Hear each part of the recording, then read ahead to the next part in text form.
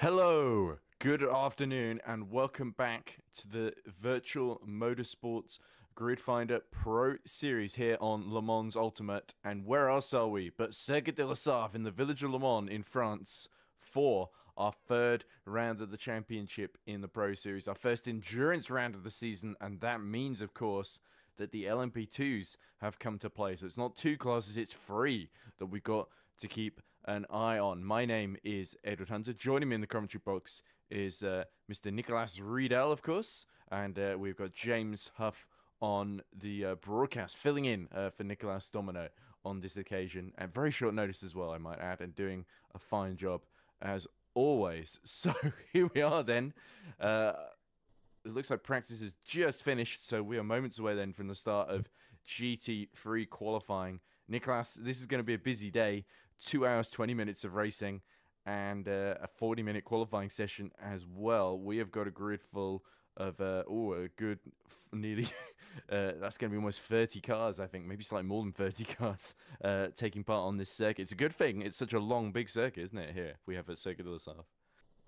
I mean, when isn't it a busy weekend in the Virtual Motor Series? But now especially, I mean, we got 4 times the racing action because we got twice the track length, twice the race length, and you could also say we got twice the amount of cars.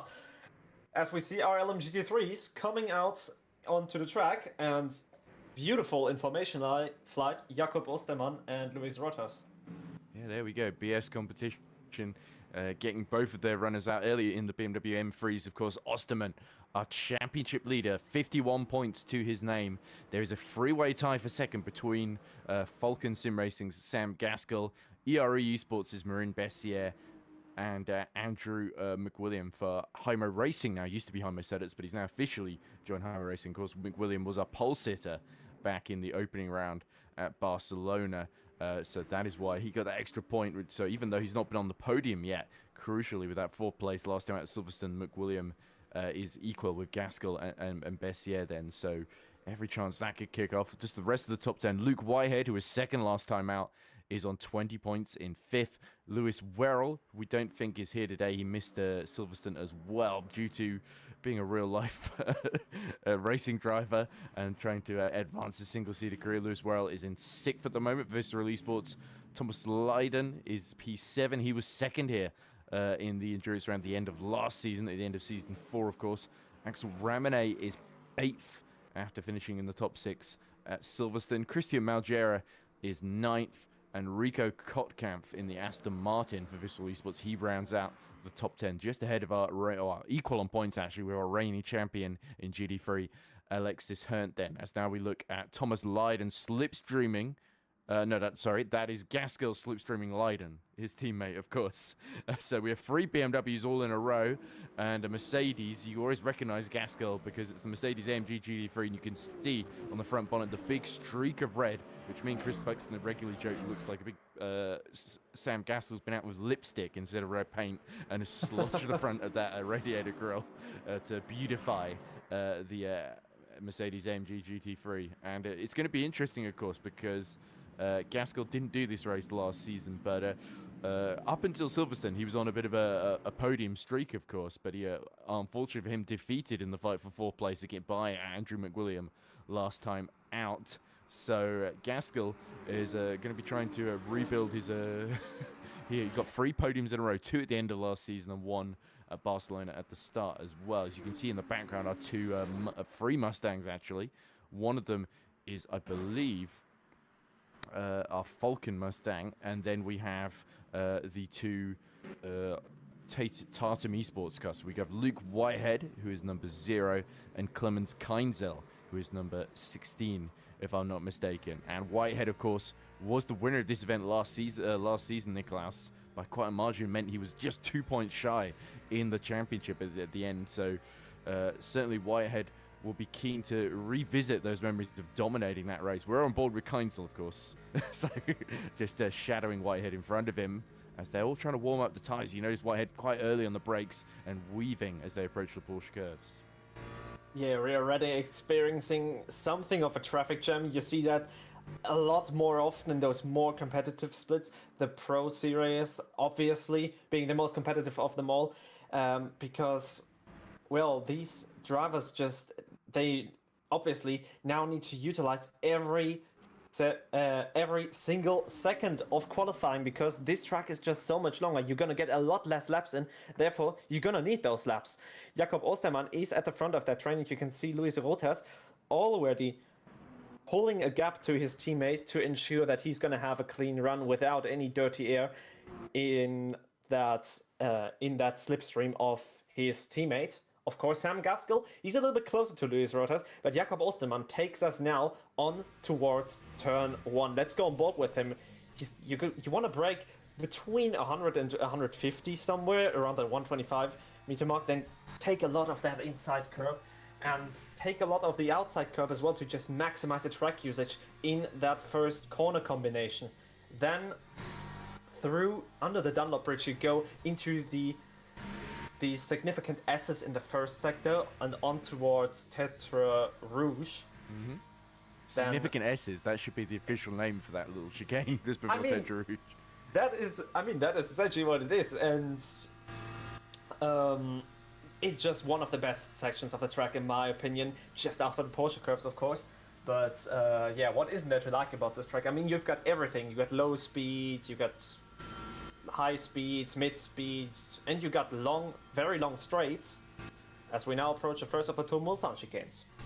Here we go, and you can see Ostermann collects both curbs, gets the turn in on entry done, and then mounts the exit curb there on the apex as he takes to the second part of the Mulsanne straight. You can see the sort of Village of Le Mans as it's usually in its natural state, with just houses not far away from the edges of these barriers, as well as the huge forest, of course.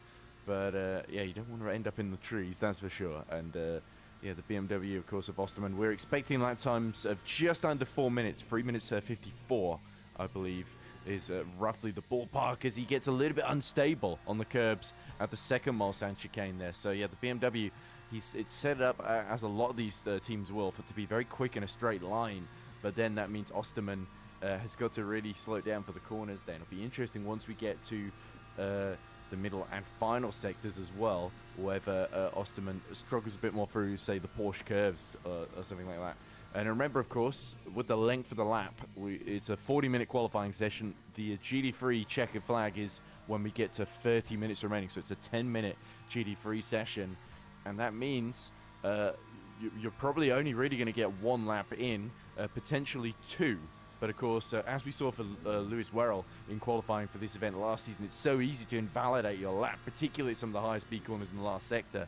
And then you can find yourself with no lap on the board at the very back of the grid. And with it all to do, as Ostermann, his purple time in the first and second sectors has been beaten by somebody behind. So I wager it's a car other than the BMW that's flying out there. Yeah, I'm also... There we go. So yeah, we're hearing as a Mustang of Keinsel that's faster in Sector 2, but it's Thomas Leiden in the other BMW for Falcon Sim Racing that's taking the fastest time in Sector 1 then. So Ostermann, well, he needs a decent grid position. Pole will not be the be-all and end-all, but there is one crucial point on the line here. And Ostermann, after having taken pole and the win at Silverstone, if I'm not mistaken, is very much looking to repeat that feat. Yeah, for sure. Ostermann is always one of these guys that you have to deal with when you're going for the pole position here in the Grid Finder Pro Series, as he takes us through these long Porsche and Corvette curves, throwing that BMW M4 GT3 around as much as it will handle it. You can see him going really right there on the exits of the second of the Corvette cars, now into the Ford chicanes. And he will take a lot of curb right there. He'll take even more curb here, because that is what you will see in GT3. The cars will be sent flying. Our hypercars and LMP2s will not do it as much, but there we go. The first times on the board. 55.6 from Ostermann, 55.8 from Rotas, 55.8 from Leiden, 55.9 from Gaskell, all in the 55s. Schindler with a 56.2. And Whitehead, there we go. To the top of the standings. We said it earlier, a 55.3 for the Tatam Rastek man. His teammate, 55.7. Malgera, 56.4. 5, Luca Ruben Rieu. We can see the Akotis ASP team has thrown on the special liveries that they also run in real life here at the 24 Hours of Le Mans. So that is a nice touch. Alexander Hanna in the third Lexus for Visceral Esports. Just collect a little bit too much curb, and this is how easily you can over push it. And now his qualifying is done and dusted. There we go. So one mistake in the final corner means that Hanna will not get to complete any times whatsoever. There are a couple of others out there. I believe Nashikashvili is one of our drivers that had a hold penalty where he's been held in the pit lane for a while, so he'll only get one flying lap that he's in the middle of at the moment. As you can see there, the shape of the grid at the moment, I think Bessier was one of the last drivers over the line there, but it looks like our two Porsches of Bessier and Malgera. Of course, some of our Porsche runners out of the picture. They were a bit further down than I think we were expecting. The Lexus cars, though, as anticipated, have really struggled here. But this is Nashikashvili and Rico Kotkamp, I think, in the Vantage Aston Martin, just ahead of him then as they go through Maison Blanche and towards the Ford chicane at the end of the lap. Ramone has crossed the line before the session time has run out here, so the McLaren 720S will get another attempt here as Kotkamp is coming to the line now. It's going to be tight, but he might get another run in. Let's see what the first time is for Rico Kotkamp, who was on the front row in Silverstone, of course. It looks like he very close to the wall there, so he is definitely risking it on this second lap. He did cross the line before the time ran out. I think Nashikashvili got the 9th fastest time. There we go. So he just about made the cutoff as well. But everybody behind them, they will have to be content with the laps or lack of laps that they've got on the board so far. Osterman really lighting up that middle sector, Niklas.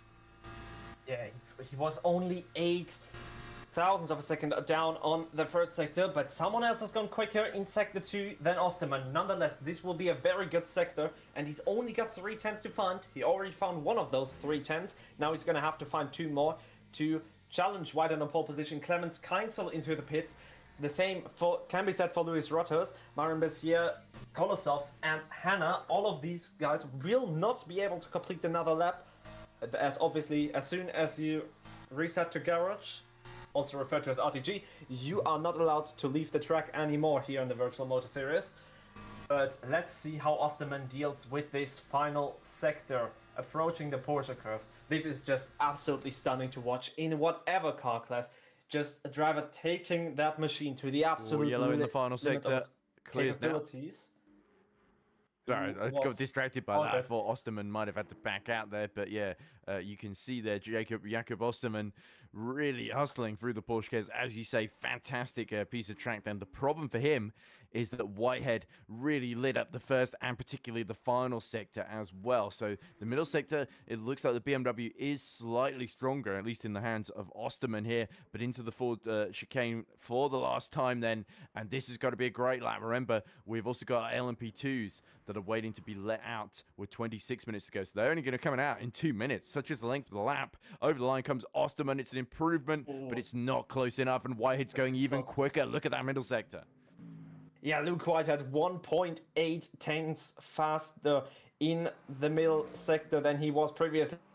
Luke Whitehead really throws that Mustang across the curbs, crosses the line at 55.3.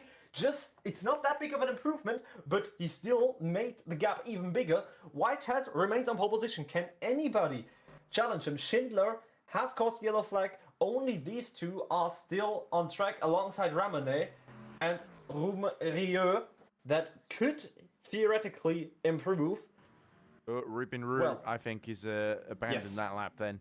And yeah, the Lexus proving to be a tricky beast to handle then. I think Jaco Matarese may have a qualifying ban, because I didn't see him leave the track at all in his Tartan Restec machine. Of course, he's the reigning contender split champion. We haven't seen him in action because he's been on the reserves list all season, so a bit of opening for him, so we will see him take part, but presumably from the very back of the grid in 16th position in class then. I wonder for Visceral, are they trying to get because it looks like Nashikashvili's sort of just been following Kotkamp around in the Aston Martin Vantage GT3 then, but Nashikashvili has certainly had a big improvement, nearly 4 tenths up in the first sector, and a personal best as well in the middle then. So as we see Ramone crossing the line, he goes P8 in the McLaren 720S for Opelite Sim Racing. So that's good news for Axel Ramone, who slots in just behind his countryman at their home race, of course. Marin Bessier just in front of him then in the Porsche. And now over the forward curves they come. Nashkashvili mounting as much curb as he dares then. It is provisionally going to be a Mustang on pole then. As Kottkamp crosses the line, he goes P8, but Nashkashvili goes P7. There we go. Bumps Kottkamp down to 9th, actually. He was behind Bessier. So, that confirms the order. It is Luke Whitehead on pole position by 61 thousandths of a second ahead of Jakob Osterman. So, championship fight very much on as we see the hypercar results that haven't happened yet. So, there we go. Let's see. There we go. That's what we're looking at. Sam Gaskell is going to line up in 3rd with Clemens Keinzel, his best qualifying of the season so far, in 4th. Thomas Leiden will line up 5th for Falcon Sim Racing, just ahead of Louis Roters in the 2nd of our BS competition cars, number 90. David Nashkashvili, despite the losing a lap essentially, or having to do his lap last compared to everyone else, still gets into the top 7, does the German, ahead of Marin Bessier for Race Esports. We have Rico Kottkamp in the Aston Martin Vantage in P9. Axel Ramone rounding out the top 10, just 9/10 off of the pole time, which is may sound like a big gap, but considering how long the circuit is, to be 9/10 behind you see Patrick Schindler, a former winner of this race as well, all the way back in season 2. He is in P11. Christian Malgera is 12th. Vladislav Kolosov is 13th. Luca Ruben Ruse 14th, and the final driver to set a time. Alexander Hanna we saw spin out of the final corner, and Yeko Matarese serving that qualifying ban. He will start from the very back of the field. Yeah, most certainly not the qualifying. The Lexus we're looking at 13, 14, and 15. It does seem to be a very tricky car around here. I mean, looking at the BOP, its straight line speed isn't too great. It has received a lot of weight, which will obviously affect it in every section of the track, but I do hope for all 3 of them that they'll be able to recover that loss of time in the race.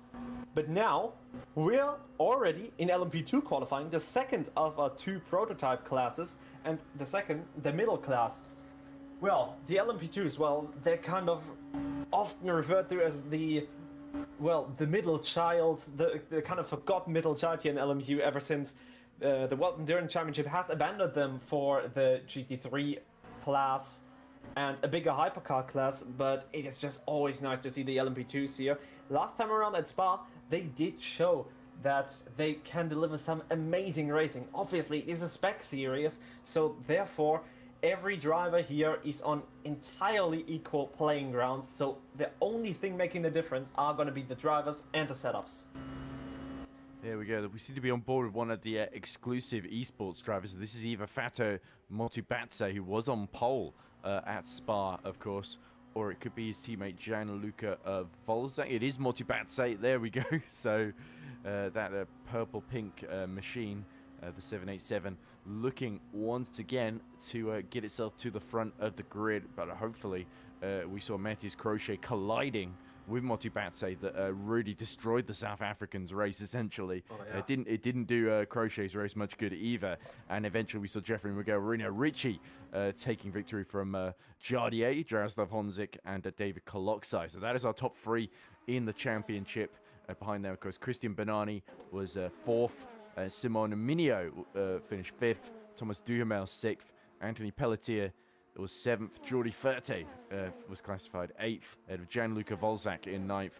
Johan Moorkamp was 10th in the final points paying position. Of course, Vati Motubatse classified 11th in the points with his pole position, despite not being able to finish the race then. Here's Henrik Gamble. You may recognize him from seasons past, the Team Nitro driver, because he used to drive in the hypercar class. In fact, if you go back to season 2, he made a great move for the Porsche curves around the outside of Jone Simoncic, of course, when Simoncic was fighting for the championship. He was driving a Peugeot at the time while Gamble was in a Ferrari 499P. So if Gamble get around the outside of Simoncic this time around, I would be extremely surprised, because I don't think the LMP2, as good as driver as Gamble is, I would be very, very surprised to see him pull that one off. But Henrik Gamble, of course, wasn't in action at Spa, so this is his first appearance of the season then. A very much missed driver, the German, who had some really, really strong drives here and there.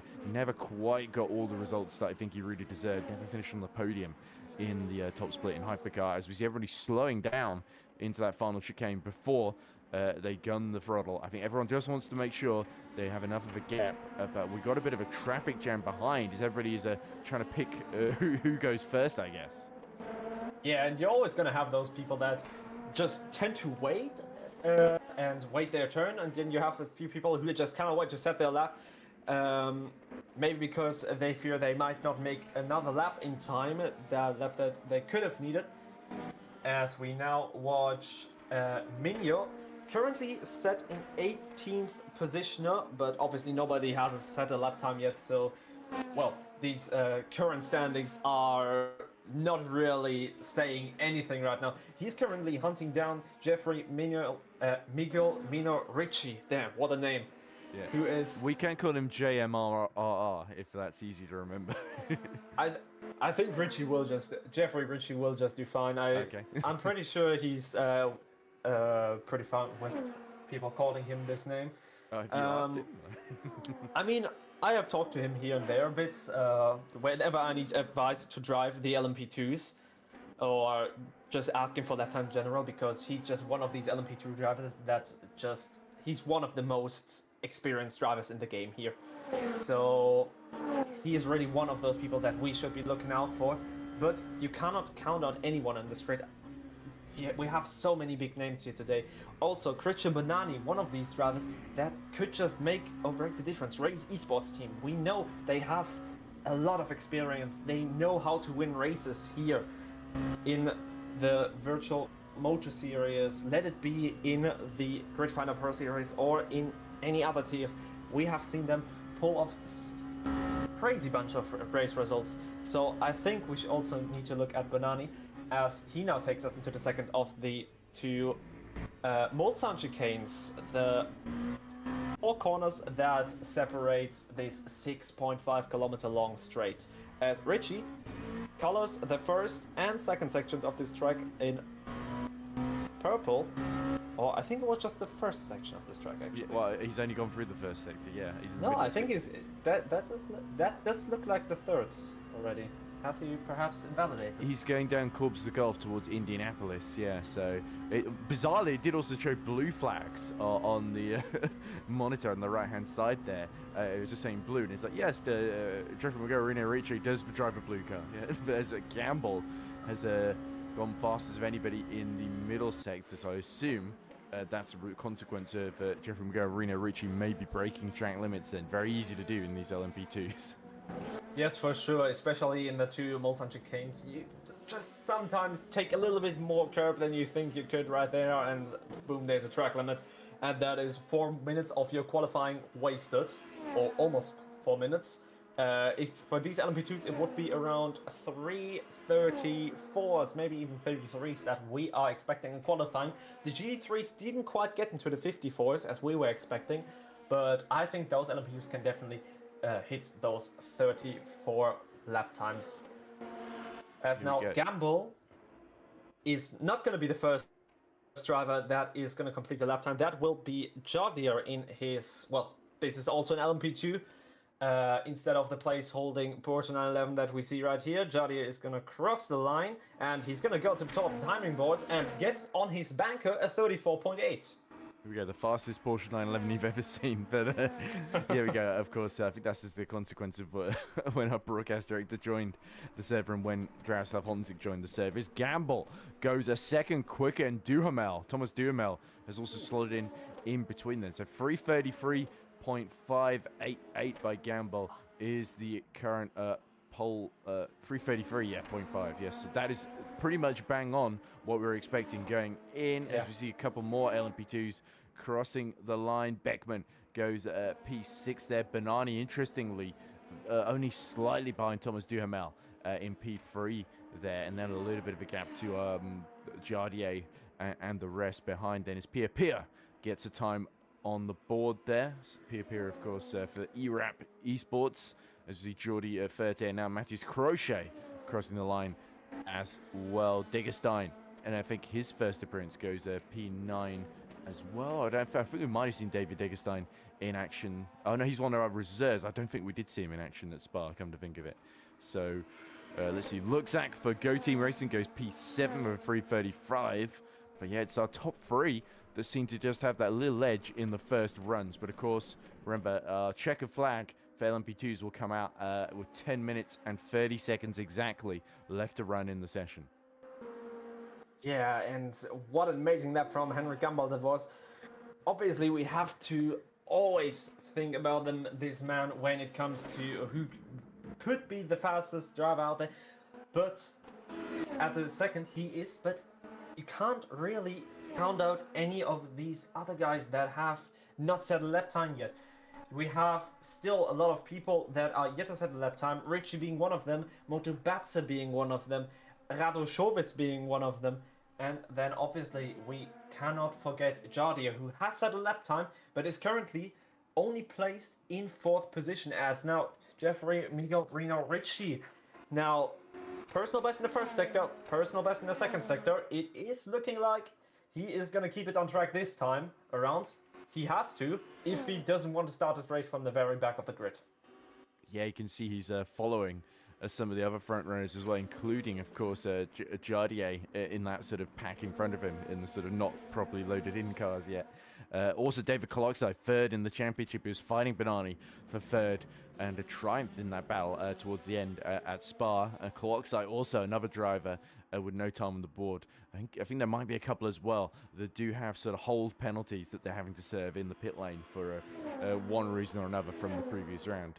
So we'll have to see how it all plays out then, as we see yellow in the final sector, but I think that's just Crochet and Pia Pia going back to the pits then, as Jeffrey Miguel Reno Richie now negotiates the Porsche Curse in car LMP2 number 41 then, of course, the Shazoo Cheddar's Igniters machine with its black, white and blue livery then that we saw take victory last time out as the current championship leader, getting very close to the car in front into the fourth chicane then. To the Ferris wheel in the background. He avoids the curb on the inside there, so not as much suspension travel compared to the GT3s. There we go. Impressive times there, especially from Richie, who goes fastest then as our championship leader there. Whoa, and round goes Banani. Was soon knocked by Banani and Gumball back to the top of the timing boards with a 33.1. It is a give and take between these two right now. Jardia remains in P7. Radošovic up into P10.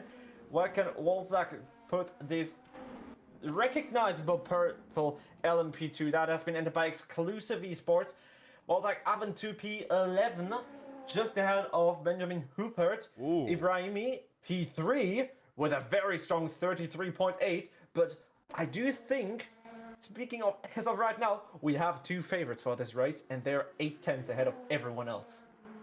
There we go, Gamble versus Richie then, and of course, Henrik Gamble here, of course, by invitation, much like Jaroslav Honzik, so they're the only 2 drivers that didn't particularly have to qualify to get there. They're both proven in other championships to be more than quick enough, and they bring a huge amount of support with both of them as well. There's a few more laps being set. Ratte and Moorkamp getting to 16th and 17th. Here comes Evan Wengler. What can Wengler do? It goes up to P9. There we go. With 12 minutes to go. So, yeah, 10 minutes 30 is the cutoff. So, I don't think anybody else has got time to set another lap.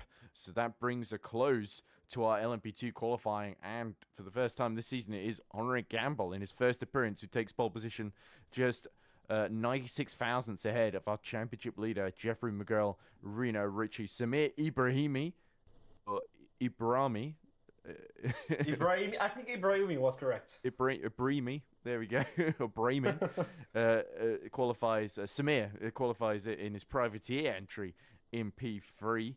Just 6/10 off of pole position, just over 6/10 off pole position then. So considering he didn't start at Spa, that's a very good group position for him. Simone Mignot is going to start the race from P4 ahead of Thomas Duhamel. Christian Banani, 4th in the championship. He will start P6 ahead of our Spa pole sitter, Fato Motubatse, the South African, will start P7 for exclusive esports. Jardier, Jaroslav Honzik, he will start P8 ahead of Evan Wengler with that late effort there. Enough for P9. And David Degenstein will round out the top 10 for Team Natax. In 11th position, we don't have the timing screen on our end, so we're very reliant on what's on screen here. Eric Beckman in the other Team Natax will start P11, 2 seconds off a pole, so bigger gaps than we saw in GD3. Gregor Luksak for Go Team Racing qualifies P12. Alexander Radoshevitz for Alien Motorsports will start P13. Gianluca Volzak will start P14. Benjamin Hooper, I don't remember seeing it Spa, but Hooper will start P15 for DCS Racing Indigo. Jordi Ferte will start 16th for Stinger Motorsport. Matthias Ratte will start P17 for ERE Blue Squad. Johan Moorkamp will start 18th. Pia Pia will start 19th. Martin Varga will start the race 20th. 4 seconds off a pole. And our final two, I don't think either of them got a time on the board, so they sat out qualifying in the pit lane. It was Mattis Crochet and David Kaloksai. Of course, Kaloksai third in the standings will start right at the back of the LMP2 order, so lots of work for the Hungarian to do there. But for Honor and Gamble, superb qualifying by him, and him and Jeffrey McGill, Reno Ritchie will be very excited about the race to come. Only one more qualifying session to go, and it's our hypercars that are all gathering, proliferating at the end of the pit lane. Green light on, so this will be the only qualifying session where we'll see a proper checkered flag out once it hits 0 seconds remaining. There's our reigning champion, Grigoletto. Of course, Fabio Grigoletto, only 7th in the standings coming into this one. So just to recap the championship order, it is Sven Gielhed after 2 races that leads on 41 points. Shea O'Sullivan is second on 35 points, having won the last race at Silverstone. Rafael Biela is third on 26 points. Yoni Simoncic is fourth on 21 points. Arda Erchan is in fifth on 19 points. Mattis Barzenk sixth on 14 points. Fabio Grigoletto, as I mentioned, in P7, 13 points to his name. Colin Spork for Genesis Magma Racing is in 8th on 12 points. Then in 9th, we have Justin Stubenrack on 10 points. Rounding out top 10, we have Johannes Price, our reserve driver in the Peugeot, of course, for Visceral Esports. He is on 8 points. Our only other point scorers are David Morocek in P11. He has 2 to his name. Same with Lucas Kreuzer. I've been mispronouncing him as Cruiser, but it is Lucas Kreuzer, who's been starting this season in the Toyota. He's already been requesting a car change, if I'm not mistaken. Which you have to do 3 rounds before you do your 1 car change of the season. But Kreuzer, I think, already a bit fed up with that Toyota.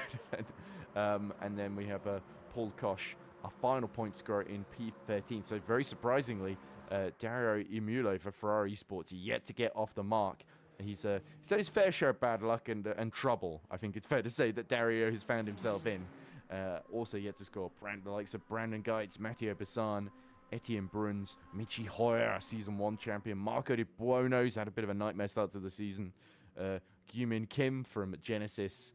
And yes, I think those are the main ones with Alex Guidi, Marco Beltrami, Isaac Gillison, and then Lucas Cedar and Moritz Ulrich on the reserves list have yet to take part this season. As there we go, that looks like Spork and Hoyer exiting the end of the pit lane here. So this is going to be the really interesting one, Niklas, because we're not quite sure what the car choice is going to be. We don't expect the Genesis to be especially strong here, given the BAP it's got to deal with. But for the Cadillac, the BMW, the Peugeot, the Ferrari, and indeed those are the only other car manufacturers remaining then, it could be a bit of a toss-up between all 5 of those. Yeah, for sure. I mean, it is, luckily for us, it is plenty easy to like kind of separate the teams and car choices, because all the let's take for example Cadillac. All the Cadillacs that we have on track here today are entered by Tatum Restek. All the Peugeots that are on track today are either by Visceral Esports, with Rafael Biela being the sole exception there. The Ferraris are from, well, Ferrari, Race, or Visceral, and all the BMWs are from Falcon Sim Racing Team, while the Genesis are obviously by Genesis.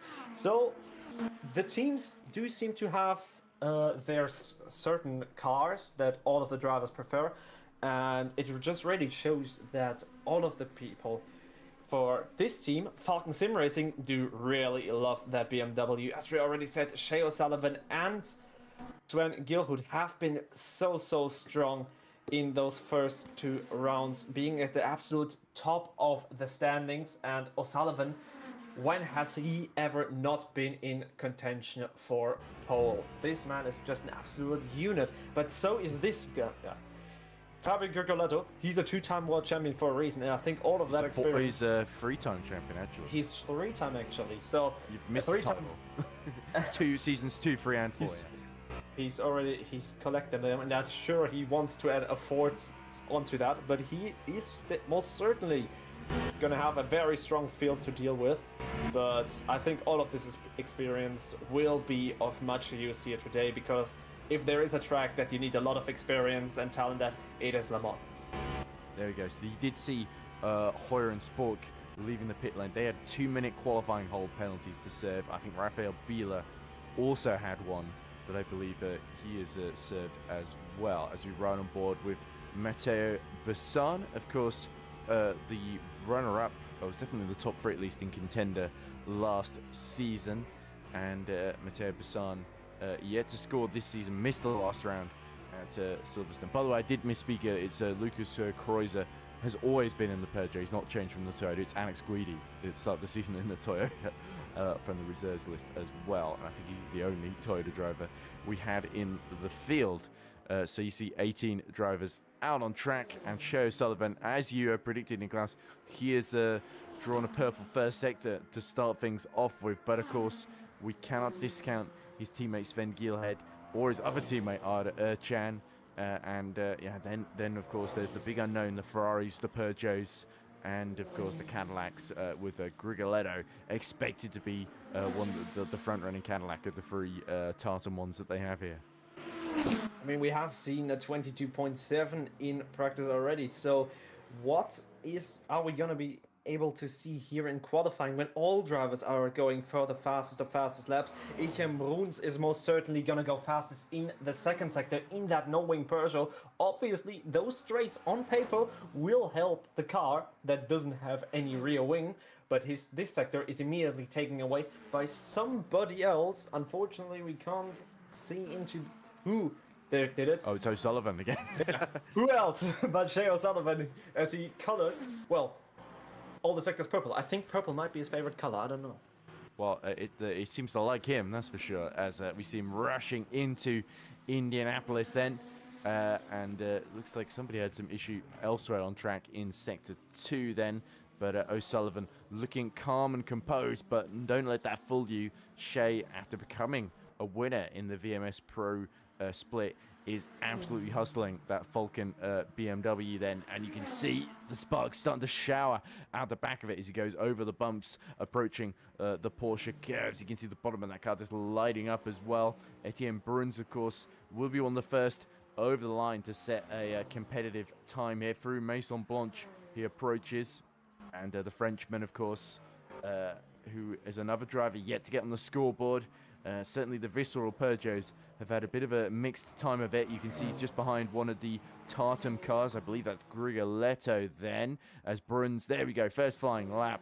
Bruns goes to 3 minutes 24.5 with Matteo Bassan just about half a second behind then. We're expecting 3:22s once these tires get up to temperature. O'Sullivan absolutely smashes it at the first attempt, and given that it's a length of the lap, it's quite a short qualifying day. These guys will only get 1 or 2 laps at best in these hypercars, despite how quick they are.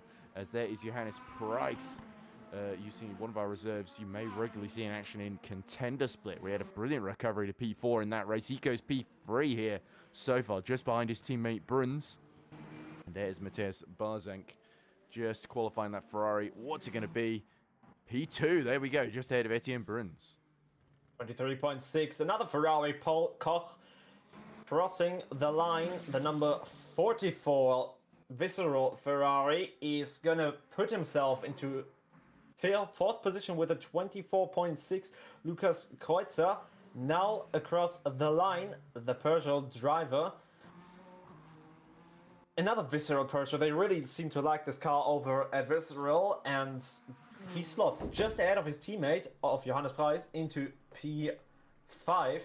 There's a lot of cars yet to come over the line. Another Visceral Peugeot, Brandon Geitz, across the line. P8 for him on the board. Matteo Bassan has already called it a day. He either has made a mistake or doesn't think he can improve anymore. Colin Spork in his Genesis. The first of the 3 Genesis to set a lap time in the number 18 car in this pretty much significant or recognizable is the word I was looking for, black and or gray P5 livery. P5 24.6. Hoyer 24.7. P6 just ahead of Lukas Kreuzer. It's interesting that either some of the drivers are invalidating the first lap while warming up the tires and getting them into temperature for the second run, or they're only doing one run. Here comes Rafael Biela for LSX Esports, the man third in the points at the moment, only goes P11. Not a great lap for Biela. 30 seconds left on the clock here. Ercan might be able to get another lap in, but let's see what this one is for the Turkish driver. Of course, was fighting for the win against O'Sullivan, led the early phases of that race after getting the car to the front of the field in qualifying, took the point for pole position. Just under 2/10 then behind O'Sullivan, so that'll be frustrating for him, but O'Sullivan is going even quicker, especially in that middle sector. You can see that's Dario Mulo as well, that's starting to shadow Shea O'Sullivan here. Yeah, Dario Mulo, one of these guys that hasn't set a lap time yet. This one has to count for the Italian Ferrari driver. And O'Sullivan really throws that BMW through these Porsche curves. This is the fastest corner section, one of the fastest corner sections in the world. A lot of these corners are either flat out or almost flat out in one of these LMDH or LMH prototype cars. As O'Sullivan's first sector has been taken away by someone. Could it be Ercan? He has caused a yellow flag in the middle sector. He does not improve. Grigoletto goes to P4. On the board, Bruns up to P5. What is O'Sullivan gonna do? Can we have O'Sullivan on cam, please? There we go. O'Sullivan across the line. It's a 23.0. There we go. So not quite in the 322s, but O'Sullivan got as close as he could. And Gyumin Kim goes P3 in his Genesis. So what an amazing qualifying time that is from the South Korean then. And Genesis fans will rejoice at that qualifying time. But we still got a few more need to complete their final laps. Paul Kosh will be the first of them. It won't be because Johannes Preis has beaten him too. Simičić, though, has gone on to the front row in his Genesis number 17. And that's just 2/10 behind. So he splits O'Sullivan and Ercan then. We did think we were kind of ruling the Genesis cars out, but now we've got 2 on the first 2 rows. Paul Kosh gets the Visceral Ferrari over the line in P5, just ahead of Matthias Barzenk. So that's a good lap there from the German, but Brandon Geitz in his Peugeot. The Peugeots desperately need to find something here. The clock is run out then, so just Sven Gillard, our championship leader, and Dario Mulo, who's abandoned his final flying lap. So Mulo will start from the back of the hypercar field, much to the frustration of him and Ferrari Esports there. But here comes Brandon Geitz. What can he do? And Geitz throws that Peugeot over the last curb. Is going to go across the line and goes P9 just out of Preis and Bruns. All the Visceral Peugeots are in kind of packed together, but Rafael Biela is still looking for time. He's currently 3.7 seconds off. He surely has a lot more time in that lap. Colin Spork across the final 2 Ford chicanes, the final 2 corners, is going to cross the line in a nick of time, and it is going to be an improvement, actually. A 24.2 for Colin Spork up into P10. But what can Biel do? What can the Frenchman do? Yeah, frustrating for Spork, though, because he was slower in that first sector, so there was maybe a top 8 in there had that not happened. But Biela now is looking a lot stronger on this second run. Over the line he comes, P7 for the Frenchman, just ahead of Fabio Grigoletto. Grigoletto will be frustratedly hitting the steering wheel at that one, but here comes Sven Gillhead, who could make Grigoletto's day even worse then, as he's matched and exceeded his teammate O'Sullivan in the first sector. It's all down to this final chicane. What can he do? Is it going to be O'Sullivan or is it going to be Gielhood? It's most certainly going to be another Falcon Sim Racing pole added to the bunch. Gielhood comes across the line and goes P2, just misses out by not even a tenth of a second. That's how close this grid is. Falcon lock out the front row once more here in Hypercar. There we go, 0.085 of a second there.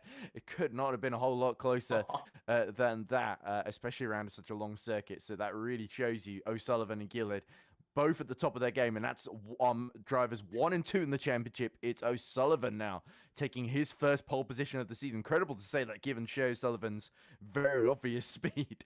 But yeah, Sven Gielhoud, of course, not able to repeat his pole from Barcelona and hoping to stay out of trouble this time. That was he got caught in a massive incident at the start in the first corner at Silverstone that meant he had a lot of catching up to do. Still finished P3, of course. Speaking of P3, that's where Jene Simic starts. After a difficult Silverstone, that's more like it for Genesis Magma Racing. Arda Erchan was just missing out on making it a Falcon top 3 lockout. He will have to start from P4.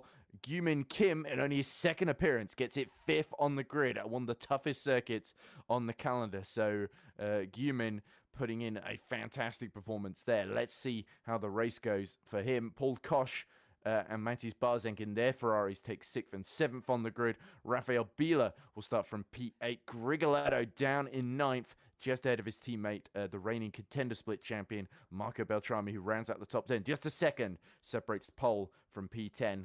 Brandon Geitz couldn't quite crack the top 10 in qualifying. He will have to start from P11, just ahead of Colin Spork in the third of our Genesis cars.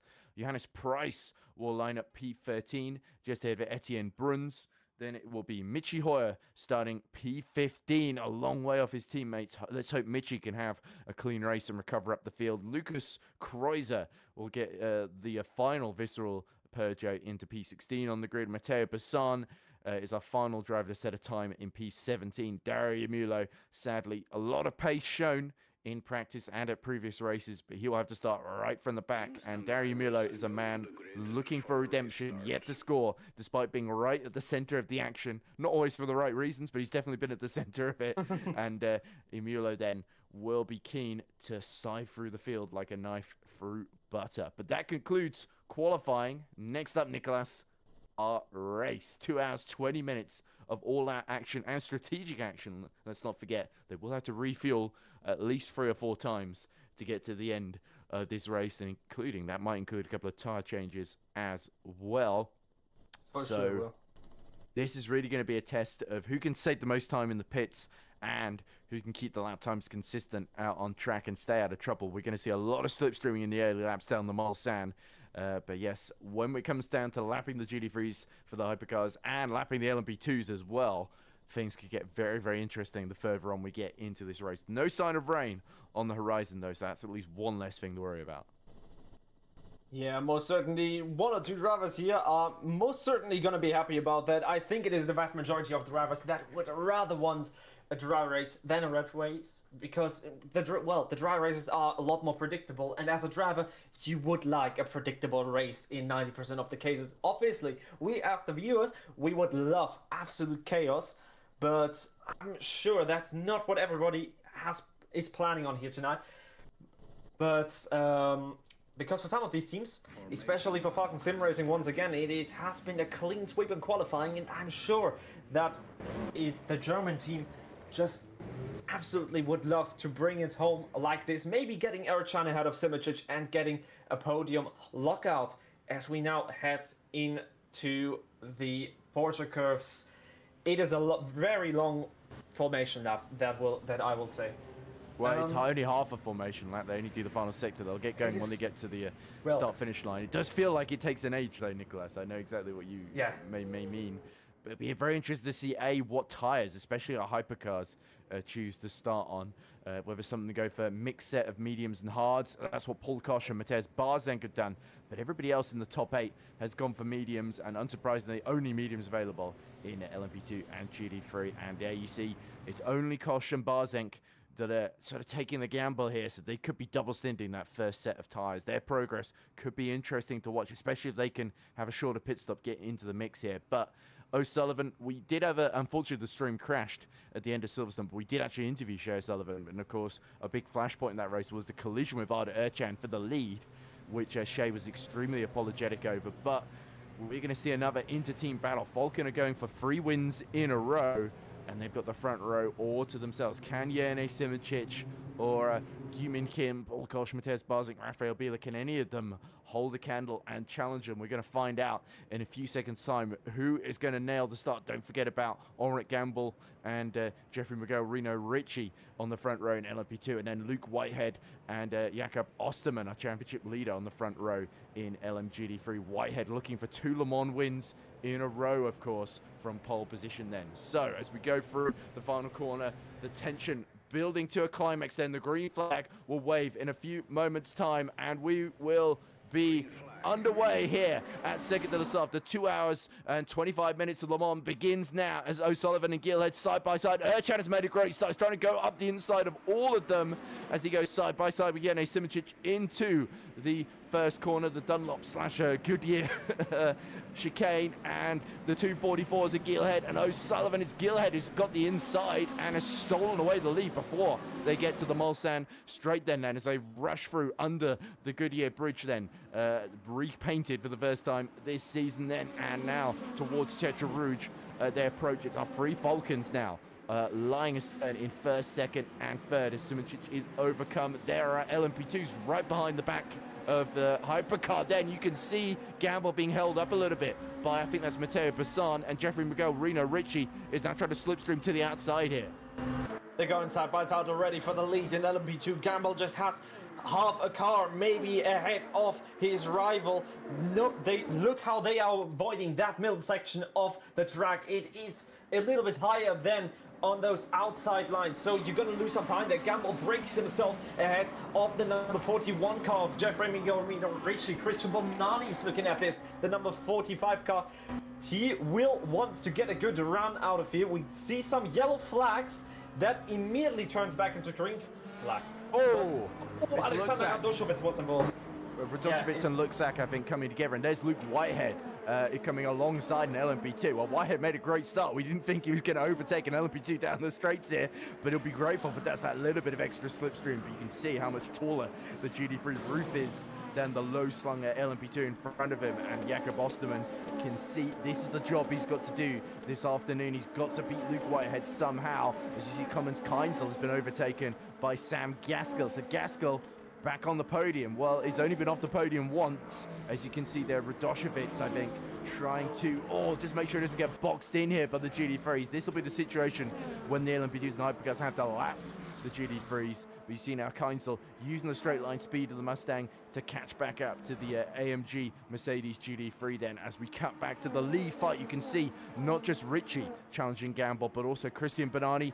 Simone Minio has passed Thomas Duhamel for P4 as well. And you can see in the black, no, not the black, it's the dark blue with bright green stripes down the front there of Minio. That's easy to spot there for the Italian. There's Duhamel in the baby blue and black machine, and then it's Motibatze, Honzik and Wengler, your top 8 at the moment. But Gamble, you can see Ritchie's being really aggressive at the start here.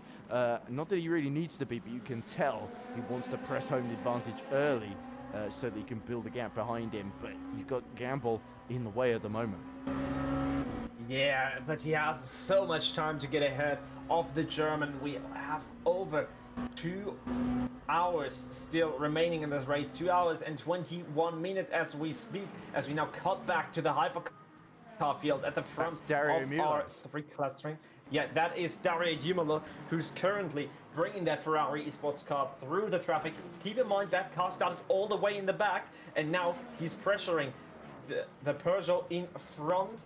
I'm not sure which Peugeot it is right now because we have so many. It is Lukas Kreuzer. So Kreuzer in 14th just ahead. You see Michi Hoyer holding back one of the Tartan cars as well. I think that might be Beltrami or Bessan challenging. It is Beltrami. There we go. First guess. There we go. I thought it was number 8 of Beltrami. And Jene Simoncic, Michi Hoyer, sorry, holding on to that P12 at the moment. After disappointing qualifying, Hough is not too far away from breaking into the top 10, but he's got, of course, Dario Mulo starting to sigh through the order, as I predicted he would try to do then. So it certainly feels like a Ferrari Sports going aggressive with Dario in this first stint. And there we cut back to the lead fight in LMP2. It looks like Jeff Reno Ritchie, having failed to pass Henrik Gamble despite a spirited challenge on that first lap, has decided to tuck in behind. It's Keinzel, Matarese, sorry, has had a little bit of an incident out of the final chicane there. Not sure if we've got replays, but it definitely looks like from the very back of the grid, Matarese having more issues then, and that's not a good start today for the number 69, our reigning contender champion, of course. No, most assuredly not, but it has been a good start to the race for the three Falcons running in formation. Sven Gilhood did what he needed to and passed O'Sullivan right on the first lap. Ercan did what he needed to do and passed Simicic right on the first lap. In the first sector, I believe that was, down the hill, he got past the Genesis Magma Racing car. And now the name of the game for Falcon is just try to fly away and then fight for the lead, team intern. But right now you just want to open up that gap to those two Genesis behind.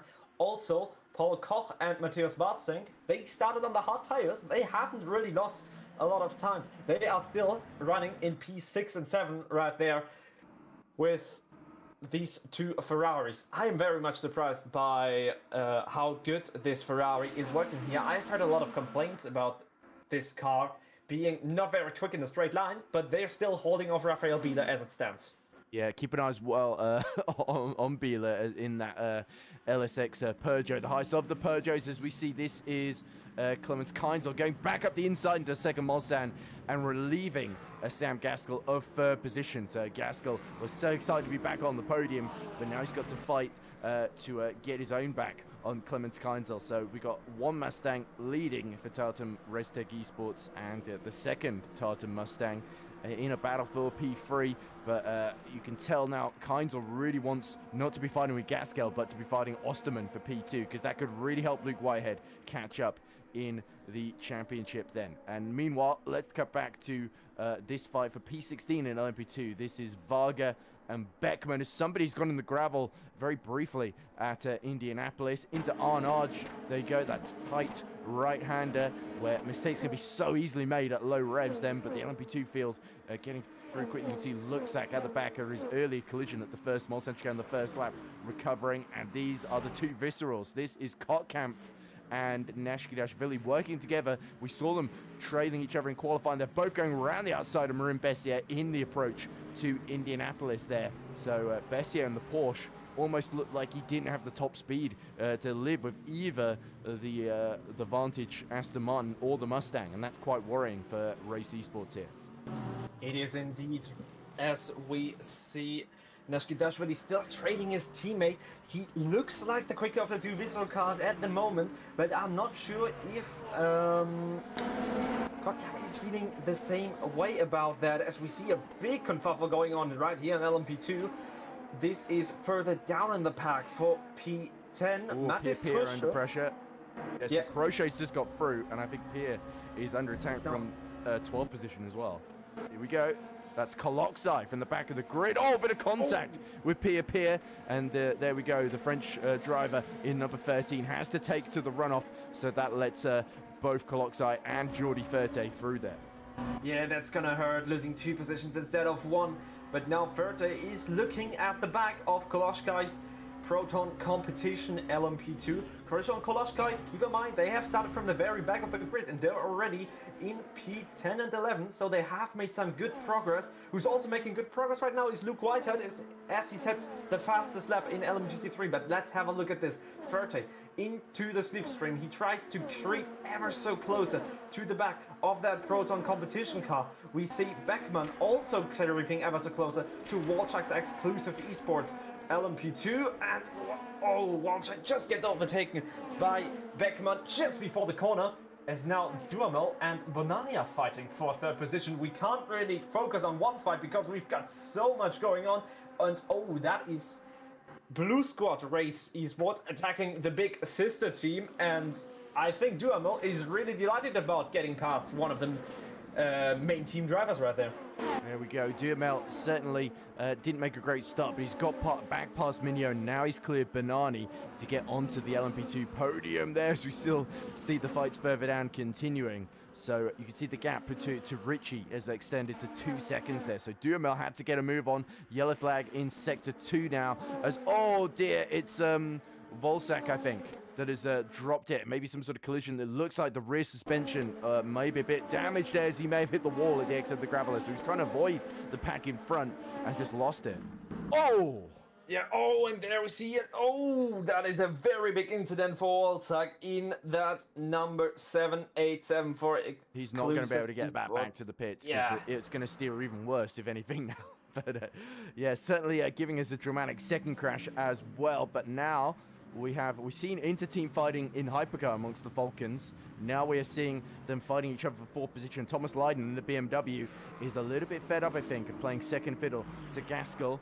And now he wants to go for that P4 in front of him then. And you can see Clemens Keinzel ever so slightly starting to get away. Keinzel, of course, runner-up in contender split in GT3 last season, and now going for his first podium in the top split here. So that'd be a big deal for Clemens Keinzel, the German, I believe, if I'm not mistaken. It's Austrian. Austrian, there we go. Yes, sorry. I think I may have gotten him mixed up with Osterman, who is Austrian. And, oh no, Keinzel is Austrian, is what I've written here. Both of them are Austrian. There we go. Yeah, they're both Austrian. There we go. So 2 Austrians in second and third. There we go. So Osterman has finally got some local company. But there we go. We're riding on board now with Mateus. We're looking at Paul Koch, chasing down Gyumin Kim. And Kim, if you're watching Silverstone, Kim had really a baptism of fire there in the VMS Pro Series. Qualified just outside the top 10, and then had several incidents. Goes a little bit wide out of Tetra Rouge there. Unfortunately, we cut to Kim, and that's the first almost mistake he made, just pushing the limits there. But you can tell nearly 4 seconds gap to the more experienced teammate of Yerny Simoncic, who has kept Erchan very, very honest, even though Erchan himself has fallen just a second off Gilhead and O'Sullivan, who definitely seem to be playing a little bit of a truce just for the time being. As you see Barzenk, the Polish driver, just moving out to the right to sort of get in the wing mirrors of Paul Koch. Koch uniquely has gone for one hard tyre on the front left. The rest are all mediums, whereas I think Barzenk has gone for half and half. Hards on one side, mediums on the other. So slightly different game plan there. But yeah, if you're certainly too hard on that front left, why not go for the hards? As we see our LMP2s coming through Tetra Rouge. This is Pia continuing to be under attack here. And now it looks like Hooper and Beckman. Hooper with the blue and yellow, almost Ukrainian flag livery, giving Pia a lot of trouble in that ERAP competitive machine. Yeah, for sure. He's tailing that ERAP car and now pulls to the right-hand side, late on the brakes from the DCS Racing Man, and he just breaks that LMP2 ahead. But that's going to compromise his run out of the corner, as we see team inter-fighting between Brun and Guides and Etienne Bruns, the 2 Visceral Peugeots, or 2 of the 4 Visceral Peugeots, fighting for P10. They are part of that train that is being led by Kim currently. He does seemingly not have the pace he would like to have at this stage of this race, as we see even more fighting in LMP2. Pia now under even more pressure, this time from Beckman in that Team Natax car. This is the fight for P13, because Benjamin Hubert is just ahead of that, and I sense there could be maybe a dive bomb coming up into Molson Corner, and that's Varga. Varga. Yeah, it is Varga. Currently P21, the last running LMP2, and just not a good weekend for the privateer LMP2s.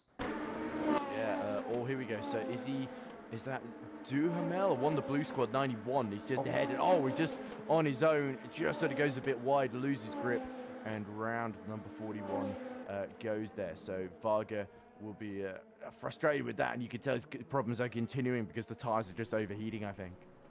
Yeah, that is a well-known problem in LMP2, much more than any other class. The tires just get hot. They just get hot, and then you can't get the temperature out of the tires, and it just really screws up your race. as now Bessier goes down the inside on David Nashkidashvili in that Ford Mustang. This is position number 8 that is being fought on, and David Nashkidashvili, he looked like he was the faster Visceral driver just 2 laps ago, but all of a sudden Kotkamp has pulled a gap of just over a second to him. So does Nashkidashvili have something still up his sleeve as he's trying to counter on Marin Bessier, but he just ultimately cannot send it this late, and Bessier moves past the number 44 Mustang. Yeah, how much virtual energy is Marin Bessier using to defend, though, I wonder, as we are 10 minutes in to this 2 hours 25, or actually 15 minutes in almost. Yeah, we are right in the thick of this first stint then, as you can see Gyu-Min Kim holding up well to the pressure from Paul Kosh and Mateusz Barzink. Barzink was, of course, runner-up in Contender Hypercar last season. Paul Kosh, very experienced competitor for Visceral Esports then. So these are 2 top drivers that Gyu-Min Kim, in only his 2nd appearance in VMS Pro, is fending off quite convincingly here. I wonder if maybe Kim, knowing he's not quite as quick as Simic, he's just trying to hold them up as long as he can to maybe benefit them. As you can see, Kim has saved, I think, 1% more than Yene in front of him, and is 63% for all of our Falcons in the top 3 positions then, as Erchan obviously has set the fastest lap a little bit earlier on, and it's all pretty even Stevens in the hypercar field so far. You're not going to see too much variance until we get a little bit later into the race, especially once they do those first pit stops. That's where the big strategic call is going to be made. Do you change tires, and how much virtual energy do you put back into the car there? As you can see, that is that Grigoletto under attack from Etienne Bruns, the Frenchman, going to the outside at Mulsanne corner, and Grigoletto muscling his way in, so that's going to allow Brandon Geitz to go up the inside and overtake his teammate here. But you can see Kim has also been picked off while this has been going on by both Kosh and now Barzink as well here. So this is really kicking off now. Yeah, the 2 Ferraris going past the South Korean, and just one note real quick, I'm pretty sure Etienne Bruns is also German. It is quite a bit confusing with the name Etienne. You wouldn't expect that more from a French.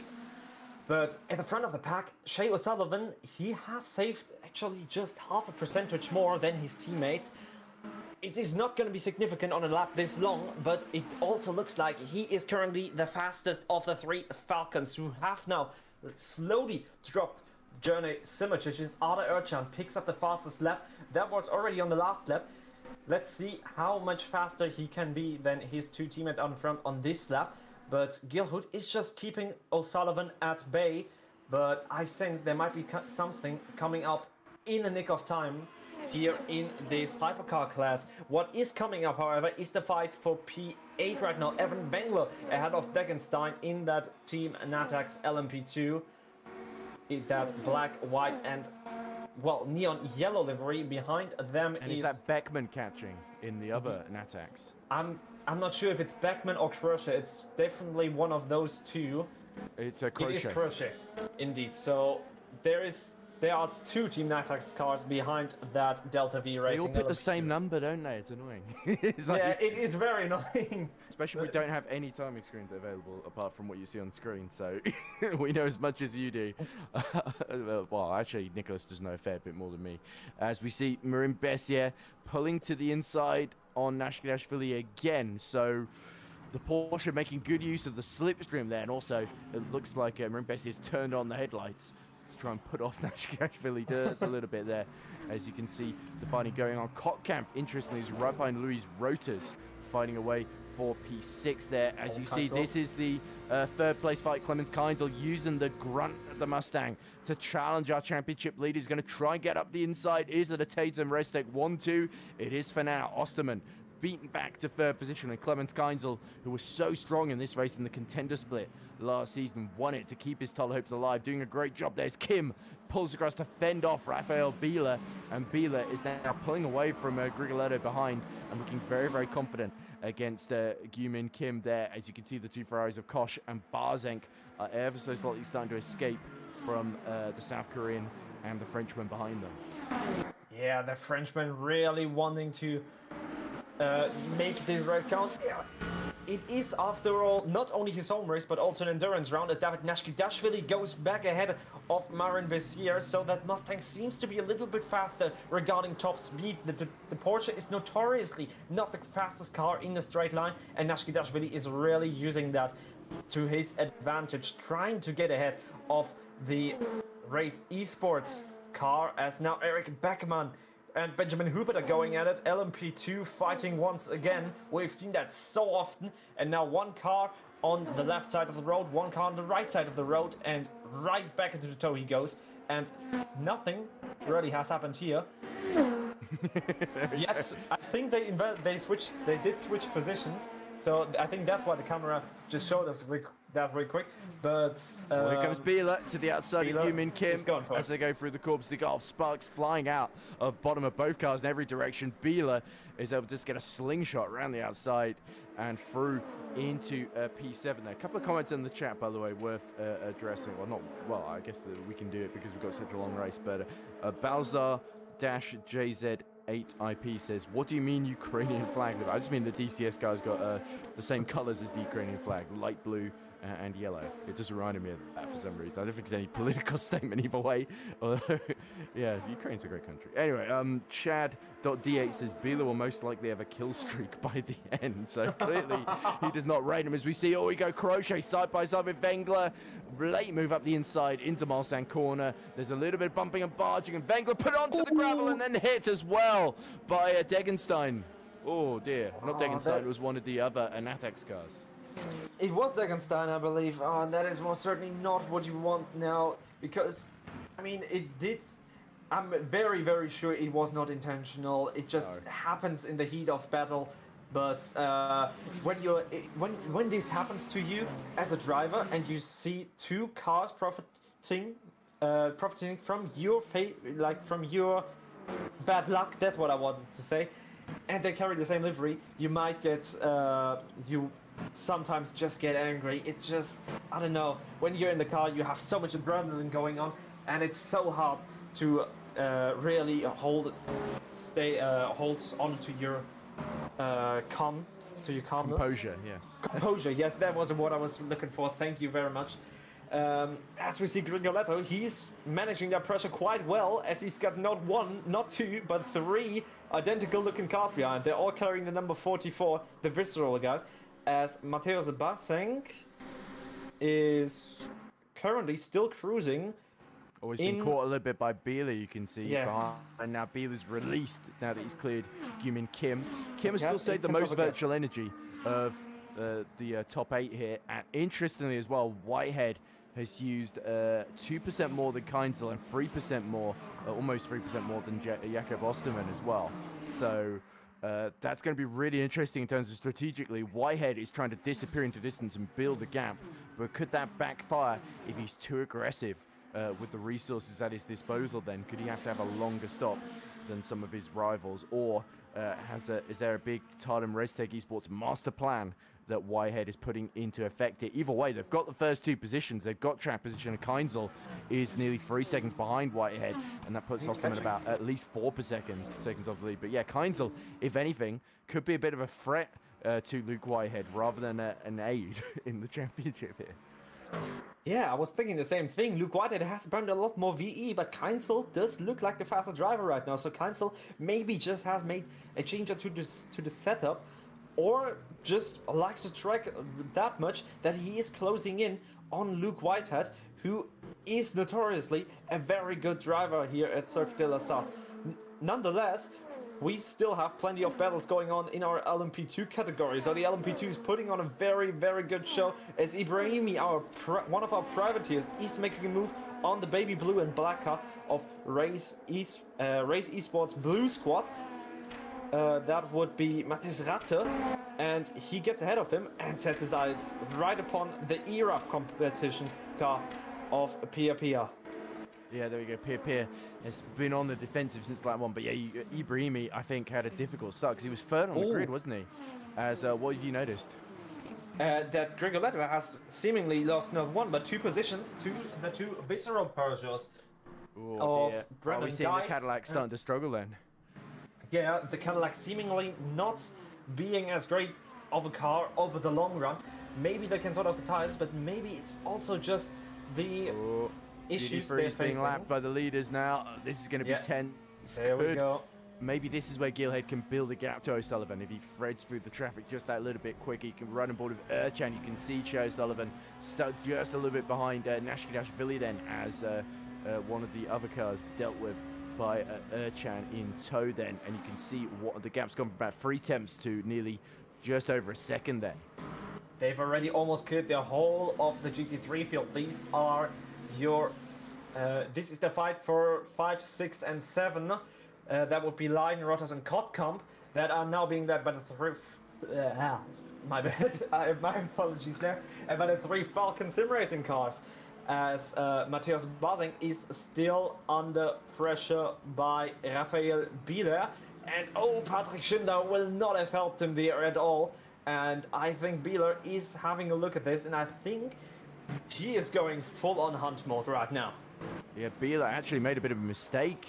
And he got held up by Schindler through Tetra Rouge, which is a much worse corner to be held up then. So Kim is now back in play here. The Genesis will follow him all the way down the Mulsanne straight as they weave to lap, I think that's Christian Malgera in the Porsche there. Kim is trying to get alongside, but he's not quite got the grunt here. He's backing out and saving a bit of fuel and virtual energy. As a bit further back, this is Beltrami, I think, who's still just ahead of Dario Mulo, who's losing more time. So Mulo made a brilliant start to get up to P15, but he struggled to really make progress ever since. You can see 42% virtual energy there, so he's actually got 1% less than Beltrami. As a little bit further up, still more fighting in the hypercars. This is no, further down, sorry. This is Bassan and Johannes Price going side by side for 16th position. Well, even at the back of the hypercar field, there's a furious fight going on.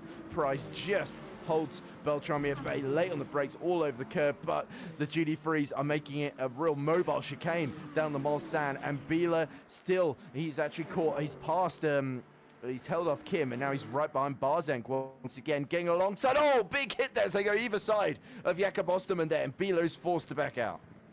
Yeah, I think there was a little bit of desyncing. Oh dear! Osterman hits Bieler. There, our GT3 Championship leader hits the man third in the hypercar standings of Raphael Bieler. Well, we've seen he's not been too happy when things have gone against him in the past, and I think he might have 1 or 2 things to say about that one, as Luke Whitehead is lapped by our 5th place battle here. Paul Kosh, Barzeng, Etienne Brunsdown, P7 ahead of Gumin Kim then. Yeah, Kim trying to make moves back up the order, but it looks like his race is going into the wrong direction as of now, because he is struggling quite a bit. Rico Kottkamp now on the back of Thomas Leitner. Luis Rotas has seemingly passed the Polish driver, and now he's under pressure by the German. That would be Kottkamp in his Aston Martin, the only Aston Martin in this whole field, in both in 2 out of the 3 classes where Aston Martin usually competes. Degenstein now ahead of 30 for Inge Motorsport. That is a very, very bright livery, I would say. It's got everything on it. And Degenstein is closing, is expanding that gap, while Pia is making a move on Evan Wengler. There we go, around the outside in the middle of the Mulsanne chicane, the second Mulsanne chicane there, but it's Wengler that's going to have the inside and the better exit here. So Pia has to slot in behind there. Wengler twitching this way and that, as if to say, what are you doing, Pia? Let's get a move on. And you can see as well, Gregor Luxak just behind, fighting with somebody else. Luxak very late on the brakes, and the Go Team LMP2 nearly hits the back of Pia through Mulsanne corner. So we do know Gamble has got a big lead, 6 seconds over Jeffrey Garino. Richard Thomas Duhamel is continuing to be very competitive. He's right behind our championship leader in the fight for P2. There they are, and build a bit of a gap to Banani, who's holding off Simone Minio for P4 then. So those are the top positions. Unfortunately for Jardier fans, Jaroslav Honzik still down to P7, 3 seconds off of Spa pole sitter Motubatse. Yeah, he's not really having the pace that at least I thought he'd have, but maybe it's gonna come on later in the race because it's still 2 hours to go So there's plenty of time for everyone to make moves, and these LP2s are really going for it. We have seen so much fighting from this class, and now Bonani is going a little bit off the track there in one of the Corvette curves, and that will allow Minio to not get his car into striking distance, but maybe set up a move into turn 1, as now Bonani goes wide again, and Kim is under even more pressure now by Brandon Geitz. Etienne Bruns has done it on the last lap. Brandon Geitz is going to do it on this lap.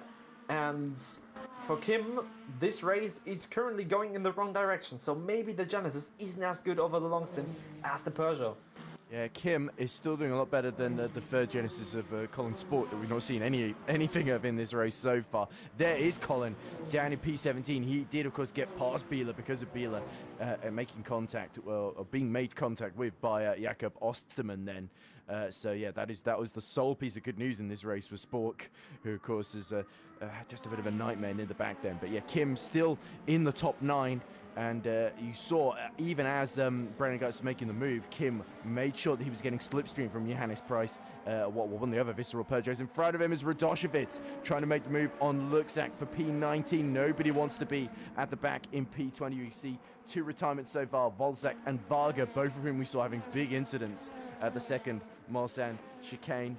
And it is Radoshevitz that's cleared Gregor Luxak for P19 then. So we know the Alien Motorsports man has got some decent pace. He showed it at Spa, didn't quite get the result that I think he really would have wanted, and now he's got to clear off and see how far up the field he can get in this first stint, because all of it will do is race a world of good, as there's Degenstein and Ferte dueling it out. But even more so, you can see just behind Sam Gaskell, Rotors having to fend off Leiden and Kotkamp. The Vantage is pushing both of them along down the Corbs de Golf almost. Yeah, I forgot a blanket. You could cover these 3 with a tissue. That's how close they are together. And Luis Rotes is most certainly taking that almost bump draft. Oh, and there's Minio clearing Bonani. Yeah, as we see Bonani getting passed by Minio. Bonani was struggling in that last sector last time around, but now he's gonna try to go for a move again, but Minio has got each side covered, so Bonani, nothing really he can do here. He's got a long straight to work with, but I think Minio might be the faster driver out of the 2 at this stage of the race, so he'll set his eyes upon that podium position. That is just 3 seconds up the road, but back with Kotkamp and this 3-way fight we are. Leiden is the car ahead of him. Those are position 6 and 7. Yeah, and just an update on our hypercar overall lead is you saw there Sven Gillard setting the fastest lap of the race in the sort of 3:24s, if I'm not mistaken, and then Erchan behind O'Sullivan went even faster. So there we go. That really shows you how competitive it is. All 3 Falcons pushing each other. They need to be careful though that they don't let you. Simic has sort of been the only one in this race that's kept with them, just 3.5 seconds behind, and Simic still with a healthy 6-second gap to Paul Kosh's. Oh dear, that's one of the Natax cars in backwards in the wall at Indianapolis. Not really sure who that is. We're gonna see it. It's Degenstein. He was running P8, so I think was the best place of the 3 Natax cars. So not really what they would have wanted, but still a long race to go. Let's have a look at the replay. Degenstein, oh, just a bit too much curb, I think. Oh, locked the rears. Locked the rear, so the curb actually didn't affect him too much, but he's quite lucky that he's avoided the wall right there. Oh, backed into it a little bit there, but yeah, you could tell Jordi Ferte was putting him under pressure, and unfortunately Degenstein cracked exactly the wrong one. There's never a good moment to crack under pressure, but that was a bad one. As Dario Mueller then is having another go at Marco Beltrami. You can see Michi Hoyer fighting away with, I think, oh, it was one of the Visceral Peugeots has to cut the chicane in front of them there. Emulo has gotten through then on Beltrami. And let's see how close they are to the Peugeot. There it is. It is Johannes Price then. Price was right in the thick of things just earlier on. Now getting another setback and falling to P15 there. So we didn't see quite how that started, but it's certainly not worked out for the Visceral man. His teammates Bruns and Geitz 7th and 8th. Bruns is right behind Barzank actually in the middle of the fight, as there's Kreuzer, the other Visceral, just inside the top 10, and there is Grigoletto right behind him with Michi Hoyer. The season, we got our seasons 2, 3, and 4 champions and our season 1 champion here in VMS Pro all together on track, fighting for P10 here with Kreuzer. Kreuzer has got an illustrious list of names behind him, and Grigolotto is pulling the Cadillac out to challenge in the round the outside into Indianapolis. There's going to be contact here. Kreuzer is not willing to give up without a fight, but unfortunately for him, Grigolotto was very, very assertive there, to say the least. He's now got the inside for Arnage as well. Kreuzer a bit later on the brakes, but nowhere to go, and that opens the door for Michi Hoyer. So sometimes being stubborn doesn't pay here at Le Mans. If you try and dive it around the outside, you just leave yourself vulnerable to the car behind as well. Exactly. Grigolotto using all of his experience to make that move stick, and what a move it was, certainly. Michi Hoyer being the man that ultimately profited the most, because he's the only person that really gained a position from this. But seeing Asbjørn Guy just overtook Grigolotto just a few laps ago. But these two, they have been at it for quite some time, Marin Bessier and David Nashkidashvili. And, I mean, they're still going a decent pace. They're not really getting dropped behind, as I see Johnny Simoncic in the pit lane. Yeah, that's very, very early. Jordi Ferte as well, I think.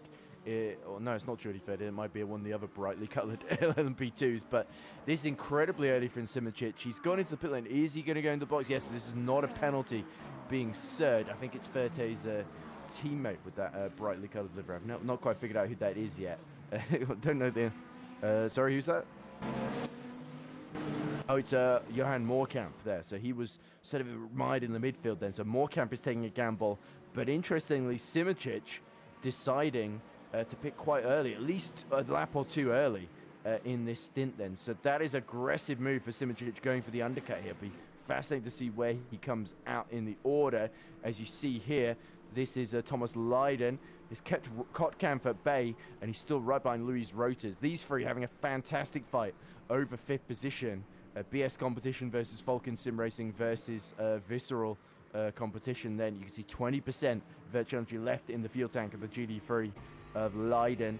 So we're not far away from the pit stops now, and those that have saved virtual energy can maybe extend here, but those that go early are going to have to go aggressive and hope that they can undercut to get track position, as Simoncic is trying to do. Yeah, in all three classes, I think we're going to see the first pit stops really soon. The LMP2. Well, we've already seen the first pit stop. Yeah, but I meant the first pit stop wave. That will probably be the LMP2 class, since they have the smallest tank. Unfortunately, we can only really guess when they're gonna come in, because they don't have the whole VE. Oh, Duhamel in trouble.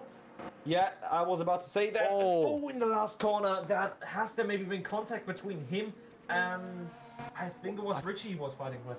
Banani going into the pits as well while that's happening. So he's slapping the back of the GD3s, goes deep into the corner. Oh, gets a wiggle on, tries to save it, and it almost arriving into the chicane the wrong way around, and the Lexus hits him. Oh, and there we go.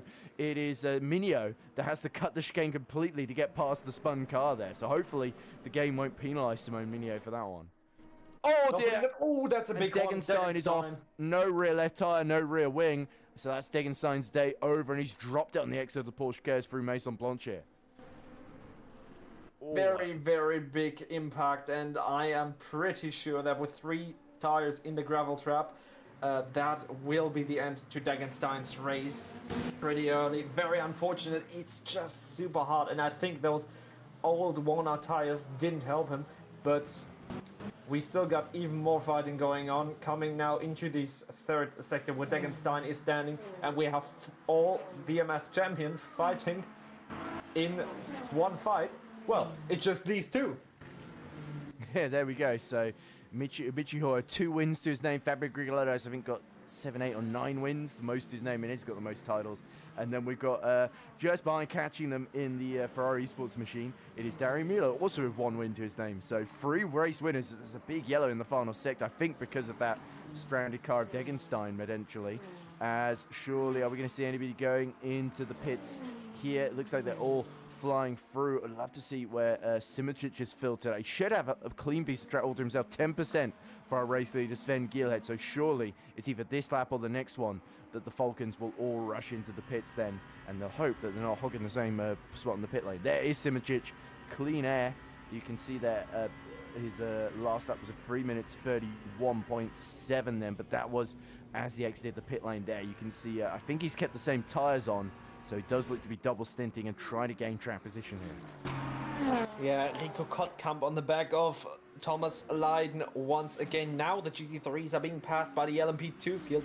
That is the second man in LMP2. Jeffrey Ritchie, who is now making his move down the inside of Indianapolis of the Falcon Sim Racing BMW. That wouldn't have affected him whatsoever, I believe, Tommy Leiden. And now Rico Kottkamp is looking for a way past before they get to the pit stop window, because I'm pretty sure this next lap is gonna be the final lap that these GT3s will stay out on track. Yeah, and you can sort of see why Christian Benani came in while fighting for third, because he knew the next lap they were going to catch the tail end of the GT3s. Because they're all still so bunched together, you sort of want to lose as least time as possible fighting them. But yeah, either way, if you're in a faster class of car, you're going to come up to them eventually. 5% for Luke Whitehead here. His gap to Keinzel, 4.3 seconds. It's been a monster first stint as through goes Henrik Gamble to lap Luke Whitehead. The MP2 getting past Whitehead for the first time today. Whitehead dives in, and surely that's going to precipitate a huge rush of GT3s into the pits here. Keinzel, Osterman, Gaskell will all surely be following him. Yeah, most assuredly, but I think Keinzel just has saved one more lap. No, he is not. Clemens Keinzel into the pit lane, but Osterman is staying out, so is Gaskell, so is Rotor. So an aggressive strategy from Tatar and Rastek to come into the pit. The majority of the LMP2 field is gonna catch the GT3s now, so it could be a strategic masterclass from our Italian team, who is exclusively running Mustangs in the GT3 class. Yeah, luckily they're coming in, it's not too busy. Only Thomas Duhamel from LMP2 joining them in the pit lane there. 9% for Michi Hoyer, so the hypercars are getting dangerously low here as well. Remember, O'Sullivan still just a second behind Gilhead as there's a brief yellow in the final sector that clears. Hoyer is ahead now of Fabio Grillo, so the BMW of our fourth Falcon also waking up, but he breaks really late and deep into Indianapolis, just about gets it stopped in time. But you can tell Michi Hoyer under real pressure from the man who succeeded him 3 times as the VMS Pro champion. And there, Dario Mulo, the man who would love to be the next champion. Of course, the thing about Dario Mulo, he had a really tough season last season as well, but he was very, very good in the endurance rounds. He had a big crash at Le Mans last season, but at Spa, he was very, very good over the long distance, made a lot of the right calls, ended up finishing second behind Grigoletto in a very chaotic race on that occasion, as we see Beckman thinking about move on David Koloksai for P8 and having to back out as our 3 Falcons in the lead are in. All simultaneously coming into the pit lane. This could get hectic. Goes O'Sullivan, there goes Ercham, there goes Gilhood. Now, how much VE do you take? Koch and Bartzek in as well. Very, very strong display of Koch, by the way. P5 in a split that he's only reserving in is very, very strong. He actually qualified for Contender Series, so my props to him right there, as Brendan Guides is now our new race leader, and he's not alone because Kim and Beltrami also stay out. The same can be said for Johannes Preis, but let's see who wins that pit stop race. And crucially, where Simičić filters out in all of this as well, as it's getting very busy. There is Yerne, who is going to get out first. Spork also carries on, so 2 of our Genesis running much longer, and that's good news for Simičić, because if he needs to extend later on, as there's yellow in sector 2, which is shooting a clear soon, it's Gilhead that gets away first, then O'Sullivan, and surely Erchan as well. Then Yerne didn't get a great exit from that final chicane, so that could hurt him here.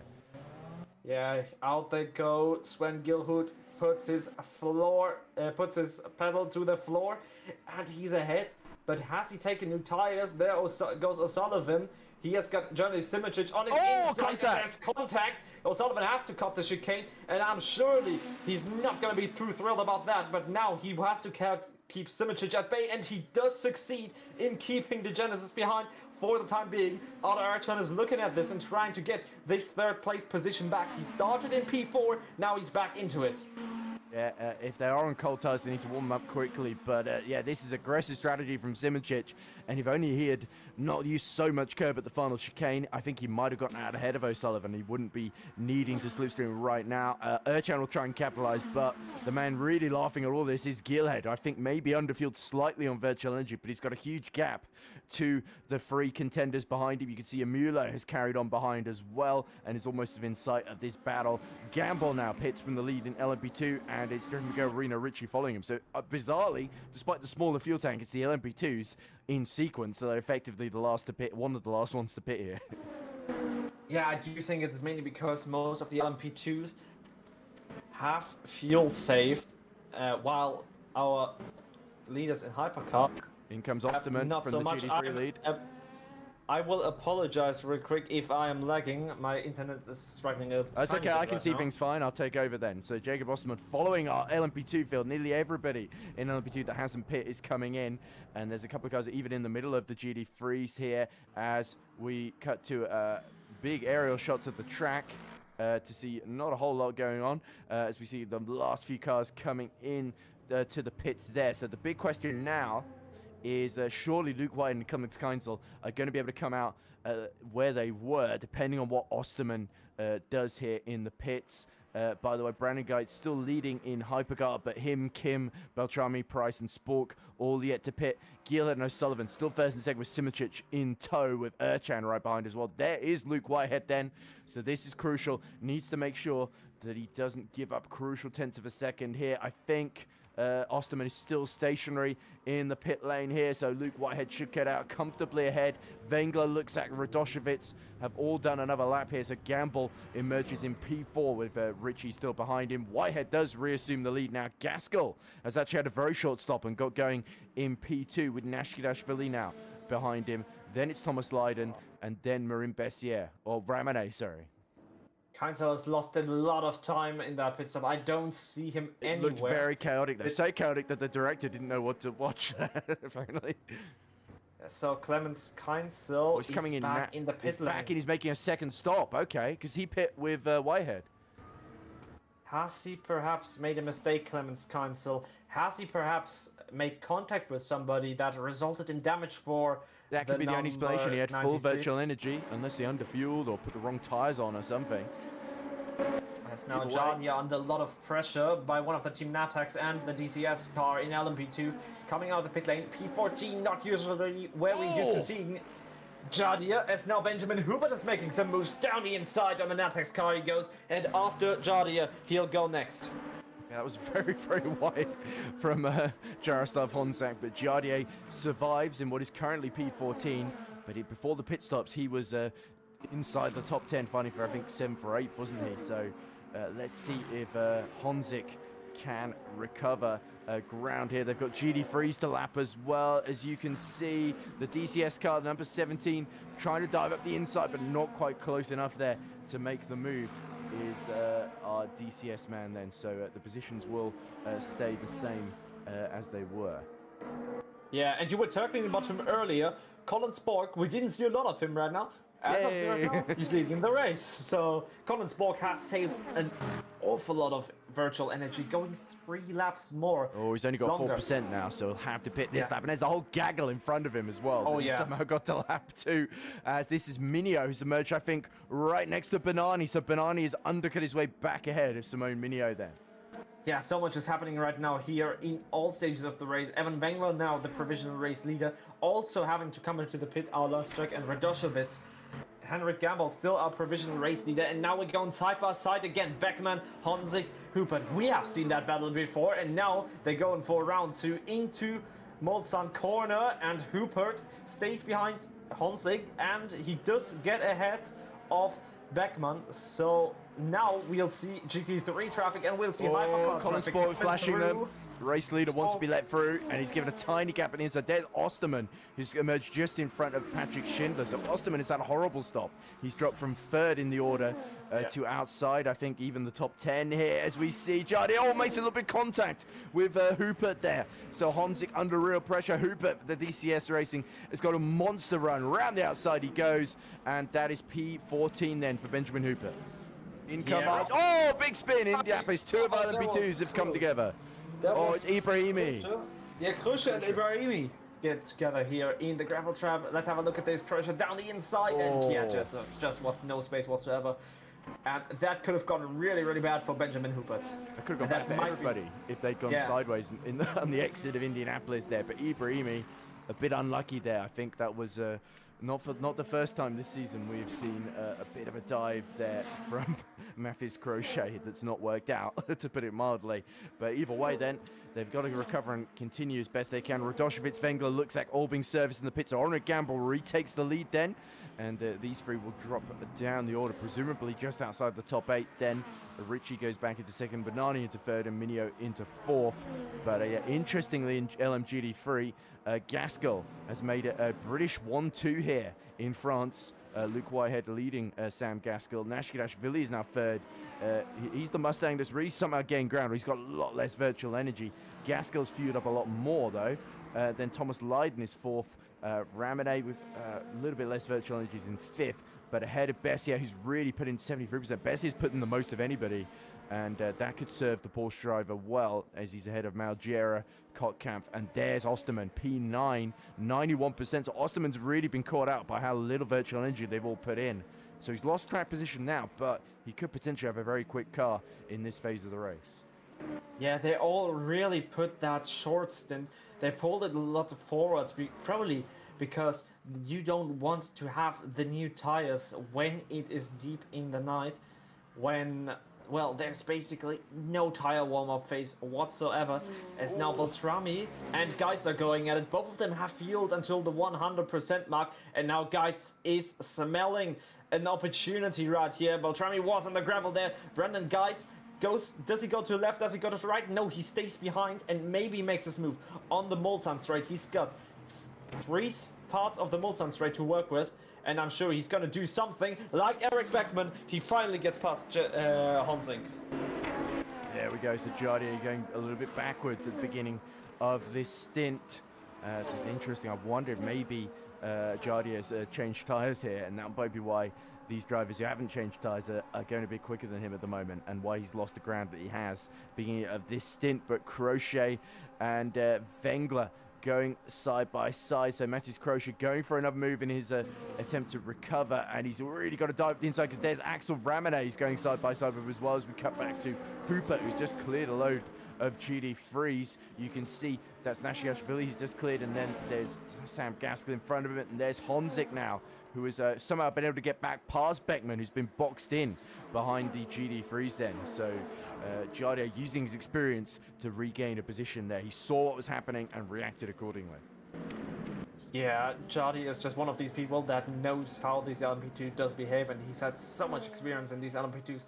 So he is putting all of that to use. Well, in the back, I think that is Crochet. One of the Natax cars, yeah, going on the gravel. Yeah, the other Natax car that's done this race. We started this race with 3, now there's only 2 of them remaining.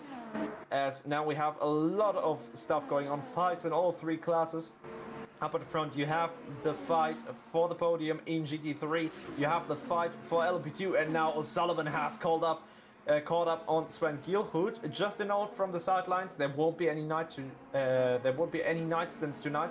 So yeah, no it's a normal clock here. As we see, looks at being lapped by Sven Gielhut. There's O'Sullivan, and Simičić is right behind them too. Not far behind as well is Erchan. So it's a 4-way fight for the lead, and one mistake here, or one missed communication signal with these GD3s or LMP2s could spell disaster for all of them. Gielhut's starting to break away, but Simičić tucked in right behind O'Sullivan. Simičić, of course, a 4-time FSR World Champion. Shea O'Sullivan's got so many achievements already in his Le Mans Ultimate career, and most recently became a race winner. As Gielhut's being held up by a Gaskell, the sister Falcon stablemate, through the Porsche code as they go, and Gaskell gets well out of the way there of the sister BMW Falcons then, but Simičić is right upon Shea O'Sullivan. You could see Erchan licking his lips. He's got a fair bit of virtual energy to play with. Simičić, of course, has got about 20% less. Emulo, by the way, is doing a super save strategy, yet to pit on 26-28% there in 5th position there. So he's our lead Ferrari on the road,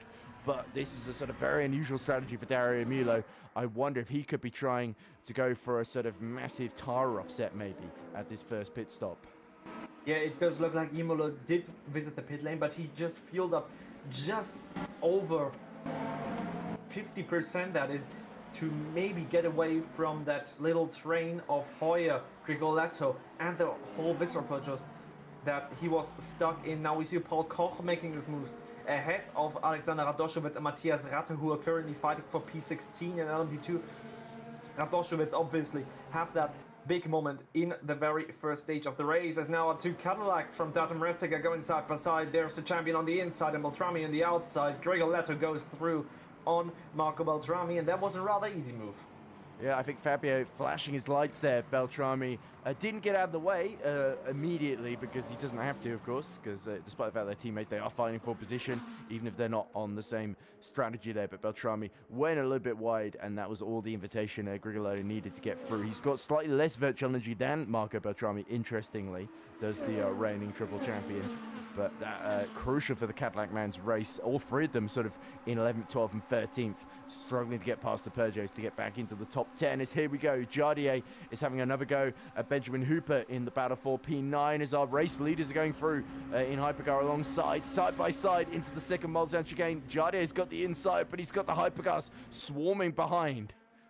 And that is not going to help Janis Simoncic in his charge after the top two, because now he will have to live and he'll have to face out Ercan, who's hungry to reclaim that third position and lock out the podium once again, making the podium a whole teal as he now tucks into the slipstream and goes to the right-hand side. Down the inside is that going to be onto the Mulsanne corner, and he's a whole car ahead by the time to get to the braking zone. That was a rather easy move for the Turkish man.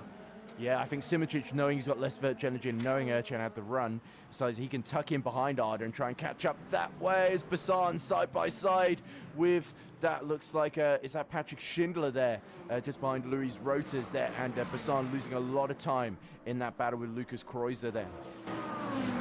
Yeah, now they're passing Luis Roters as well. This is Patrick Schindler, Alexander Hanna, Luis Roters, as Rafael Biela is having a moment again. What has happened for Another the number 30? Mulsanne. Yes. It did look self-inflicted. Oh, you can see he's having trouble on entry. The brakes are running long, and he's heading for the wall there. Yes. Does he hit it? I do not think so. But most assuredly, Rafael Biela is not happy right now. And yeah, well, I wouldn't be either if I was stuck in 18th place after looking so promising in the first few stints. Johannes Preiss now, more action between Visceral and Kim. He's seen this 3 times already, a Visceral Peugeot going by him. Now Preiss is looking forward to making that 4. And for 2 out of 3 Genesis, this race hasn't really gone well. We predicted the Genesis wouldn't be too strong, but it's almost looking like they have no pace whatsoever. Kottkampf and Malgera going side by side in the battle for the top 10 in GD3. I think Kottkampf getting past Malgera as a result of all that hypercar action. So 2 races becoming one race essentially in that moment there. I have to say, I think Kim, like Spork, they both pit very, very late in this stint. So I think this race could pan out a bit later as all. Mirin Bessier just gets out of the way for Gyumin Kim in time there. Johannes Preiss desperately trying to find an opening here. Kim, of course, this is the big Achilles heel that he's had to sort of get on top of, managing the traffic here. Preiss getting a little bit held up by Axel Ramanet, and looks like Matteo Passan got held up again. He's started to lose time and positions here. So Kim is now right behind him as they go into the fourth chicane, as Kim has a big moment there. Good reflexes from the South Korean driver to hold on to that one.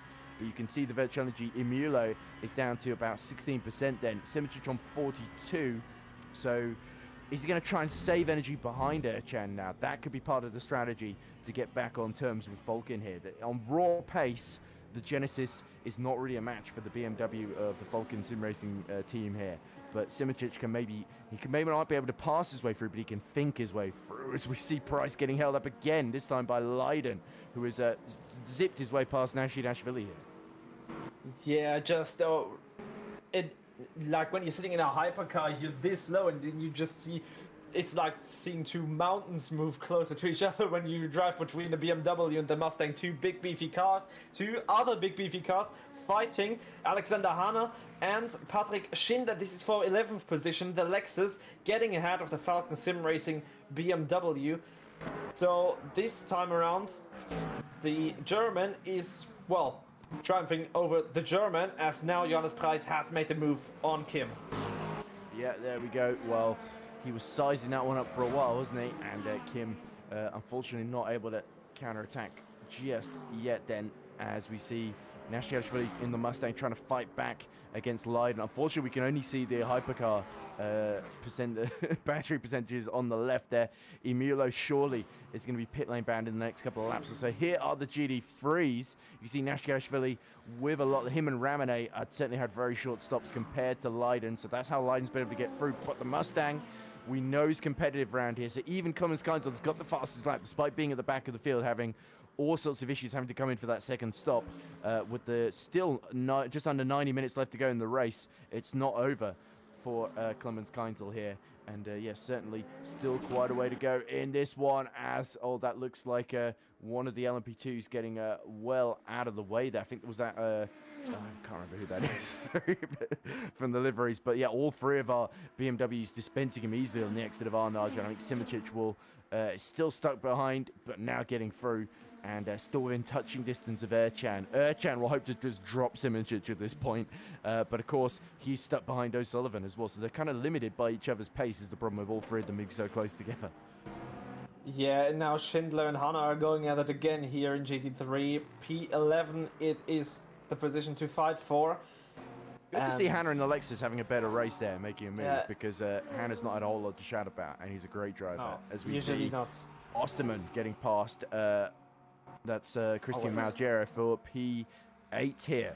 But Malgera still there on the inside in the Porsche before tucking out of the slipstream there, and Osterman then on his recovery drive. Well, I guess he's had to recover because he had a longer stop. But he's making good progress now, back into the top 8. Next target will be Rico Kottkampf in the Aston Martin, just in front of him, as we see one of the Visceral Peugeots lapping our midfield in LMP2. This is Ibrahimi shadowing Luxac then in the fight for P14. Yeah, this LMP2 field has been really, really entertaining, hasn't it? They have gone for so many moves on each other. And I think that just the nature of the whole class being is a single manufacturer championship. The Oracle 07 really showing why it's being used in endurance racing so much, as now Gricoletto goes past Evan Wengler, I believe, that as we see two LMP2s going for it again. Ibrahimi and Luxac. Yes, exactly. That is further down in the pack. I think it was for position 14. Yes, it is 14. Now, they haven't really had the best of races thus far. I think both of these guys were more or less involved in one of those lap 1 incidents. Yeah, and Ibrahimi also, after qualifying third and then having an issue at the start, got turned around by Crochet, didn't it, in Indianapolis? Yeah, it's just an up and down, really, this race. But that's why we love Le Mans. This is why we come here every season, because it just an absolutely beautiful track, and it's just an absolutely unique track. As now there is another fight going on, and this is still Thomas Line and David Nashikashvili. Nashikashvili is not really letting this go, isn't he? No, and of course he's got less virtual energy, so it's a similar situation to Simičić. We sort of got to hold on to the Falcon car in front of him. It's now Falcon 2-3, of course, with Clemens Keinzel having to make that second stop, and Osterman having that longer stop as well, still stuck behind Kottkampf, although he's very close to the back of the German in the Visceral Esports Aston Martin Vantage, as we see Nashikashvili again, the grunt of the Mustang, allowing him to close up to the back of Leiden. Leiden has got his wits about him as the Polish driver. Of course, he was beaten by Whitehead to P2 last season. How dearly Thomas Leiden would like another podium, and up the inside goes Osterman. Kottkampf just sort of ran out of straight line speed there right when he needed it the most. And he is, of course, the only driver in the field that's gone for the Aston Martin Vantage. So the GT3 field, it was certainly a bold choice, but sometimes you do have to make those calls and go for the unusual cars. Sam Gaskell as well is the only one that's gone for the Mercedes. He's P2 at the moment, as you see Wengler and Ibrahimi. So Ibrahimi looks to have cleared Luxac and has now immediately moved on to Evan Wengler. And to the outside he goes as they approach Indianapolis. Yeah, what a beautiful move by Ibrahimi. Great pace by Ibrahimi. He's got so much quicker than some of these guys. Exactly, he just shows us why he was P3 in the first place to begin this race. But now Michi Hoyer is making a move on Etienne Bruns. This is for P8. And Michi Hoyer, he started all the way down the order. He hasn't had the best of qualifying here today, but he's surely making up for it in the race.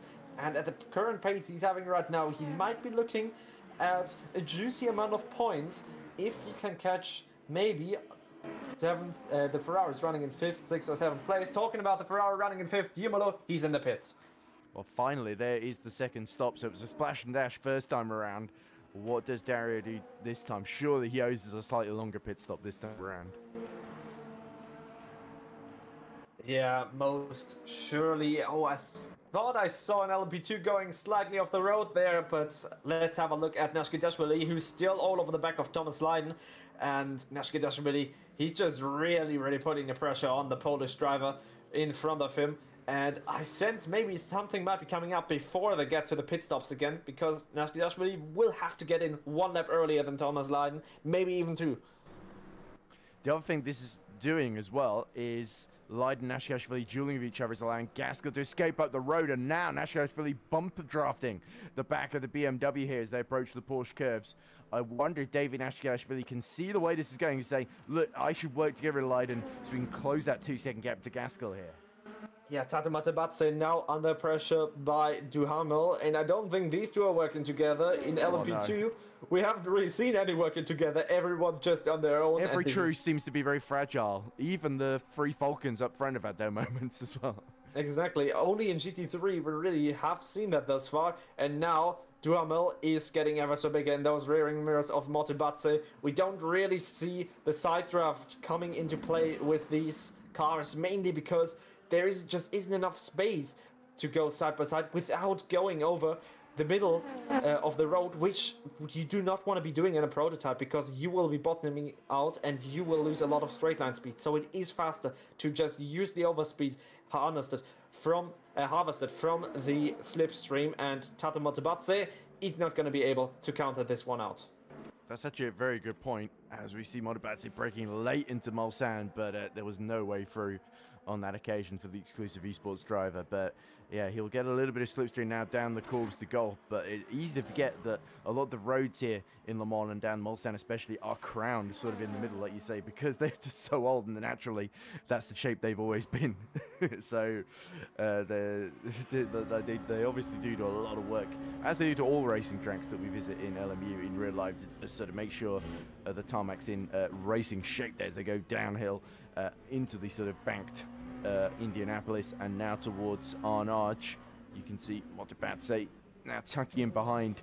You see the difference in their last lap times was very slight, but Duhamel definitely the slightly faster one. I think Motobatse may be one of the ones that was struggling earlier in the race to get into the top 10. Has had maybe a slightly shorter stop on fuel, but we will have to see on that front, because he's certainly not the only one doing that strategy. If so, here's Marin Bessier, who we saw had a lot of virtual energy, 34% compared to Ramonet's 15. So Ramonet's only got half the virtual energy tank compared to his countryman behind him. And Marin Bessier, the Frenchman, is very keen now. You see Osterman on the horizon coming for both of them. Bessier needs to get a move on here, and Ramonet blocks the way.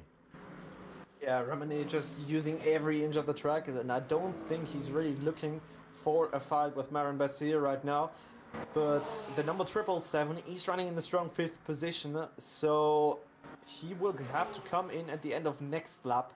He's got 40% VE to his name as it stands right now, and I believe it's around 7 to 8% that you burn a lap here, so he's already halfway down the lap, so he's going to come to the pits with 0.5 laps remaining roughly. And Bessier, obviously for Bessier, he's just being a roadblock right now. Yeah, you could also see just in the foreground there, blurring out of focus, but it's still happening. Leiden versus Nashkidashvili then. And Nashkidashvili, who's won in Hypercar in Contender Split. Thomas Leiden, who's been a race winner here in the past in GT3 in the Pro Split as well. Defending well, just anticipating where Nashkidashvili is going to try and place that car and getting there first then. So now we are starting to see the gap to Gaskell. Instead of extending, it's staying about where it is at 2 seconds. Luke Whitehead, though, still 5 seconds ahead of Sam Gaskell. And, oh, as we see, that was very, very close to the wall through on arch from Thomas Lydon there. I think he just got away with that one, but it looked almost like there was a tiny brush there. Yeah, possibly. These two have been really going at it again, haven't they? They're really on the limit. And now Bonani is feeling the pressure once again by Minio. We have seen Minio going past him already on another occasion, but right now he is behind Bonani again. But I do think that Minio does have the pace and he does have the confidence to get ahead of the race esports driver.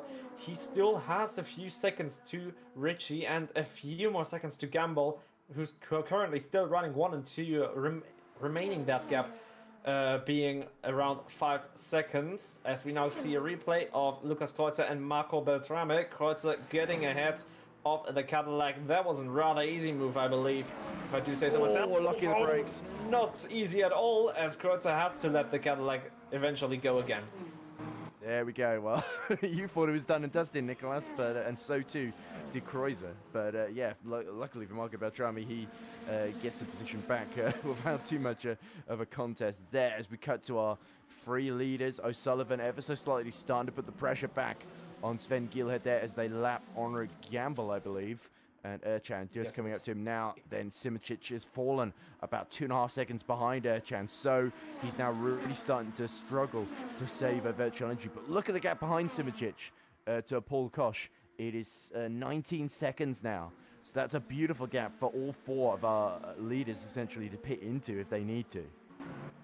Yeah, you just really have a lot of playground if you're them right now, and I believe that the Falcon boys are in a lot more comfortable place than Simičić right now. Keep in mind, Simičić has the least amount of fuel out of these guys, and he also has the disadvantage in track position. So for Falcon, this is a really comfortable game, I believe. So they're gonna make it out between those 3, and Simičić really has to pray on something happening to them. As now Minio takes P3 in LMP2 past Bonani. So Bonani did pit the lap before Minio, so he's got that little bit more fuel. And here comes Rotas doing a pretty similar strategy to his teammate Osterman and clears Malgera into that furthest Mulsanne chicane. So the Porsche has no answer then, and it's only got 7% virtual energy compared to the 43% that Luis Rotas did. So BS competition absolutely fueled the tank, and that's going to potentially going to save them a little bit of time at the next stop as well. It most assuredly has. Let's have a look at Minio and Bonani. What did Bonani do? I think he washed a little bit wide there. Yes, he did, and that allowed Minio to take the position just before they got to the 4 chicane. So it almost looked like a little lift from Bonani. I believe he might have gotten track limits there going this wide. There we go. The 2 Italians then pushing the limits and beyond a little bit for Christian Bonani then, and Minio back onto the podium, about 7 seconds away from the lead fight between Gamble and Richie, which is 4.5 seconds between our 2 front runners in LMP2, which has been the case for this entire race. But you know, at the moment, this is looking like our top 2, Gamble and Jeffrey McGill, Richie, would be on for brilliant results here as the 2 Team Natax cars exchange positions. That's Crochet getting through on Eric Beckman as they go through what was Dunlop and is now Goodyear chicane there. Yeah, for Natax it has been really up and down. So sometimes you have had moments like Crochet in the wall, or the big moment that the third of the 3 Natax cars had. But right now they are sitting in 10th and 11th place, and they're really, I don't think they're thinking a lot about team motors here right now. Eric Beckman now all over the back of Matthias Crusher. Here we go. They're having to let that Spork through to lap them. There goes the Genesis, and this is Ibrahimi actually right behind Benjamin Hooper here in the fight for 12th position here. So Ibrahimi using that exceptional pace so late on the brakes because unlike Hooper, he's not worried about the hypercar just in front of them then. So Hooper will have to defend against this one for DCS Racing Indigo. But Samir Ibrahimi, well, the pace that he's got, I think sneaking into the top 10 before the end of this one is definitely possible here. But he's also got to make sure, because he's got 12% less virtual energy than Hooper here. So Hooper could gain some of this time back a bit later on. Yeah, most surely. Hubert has shown such an amazing amount of pace fighting with Jardir in the early stages of the race.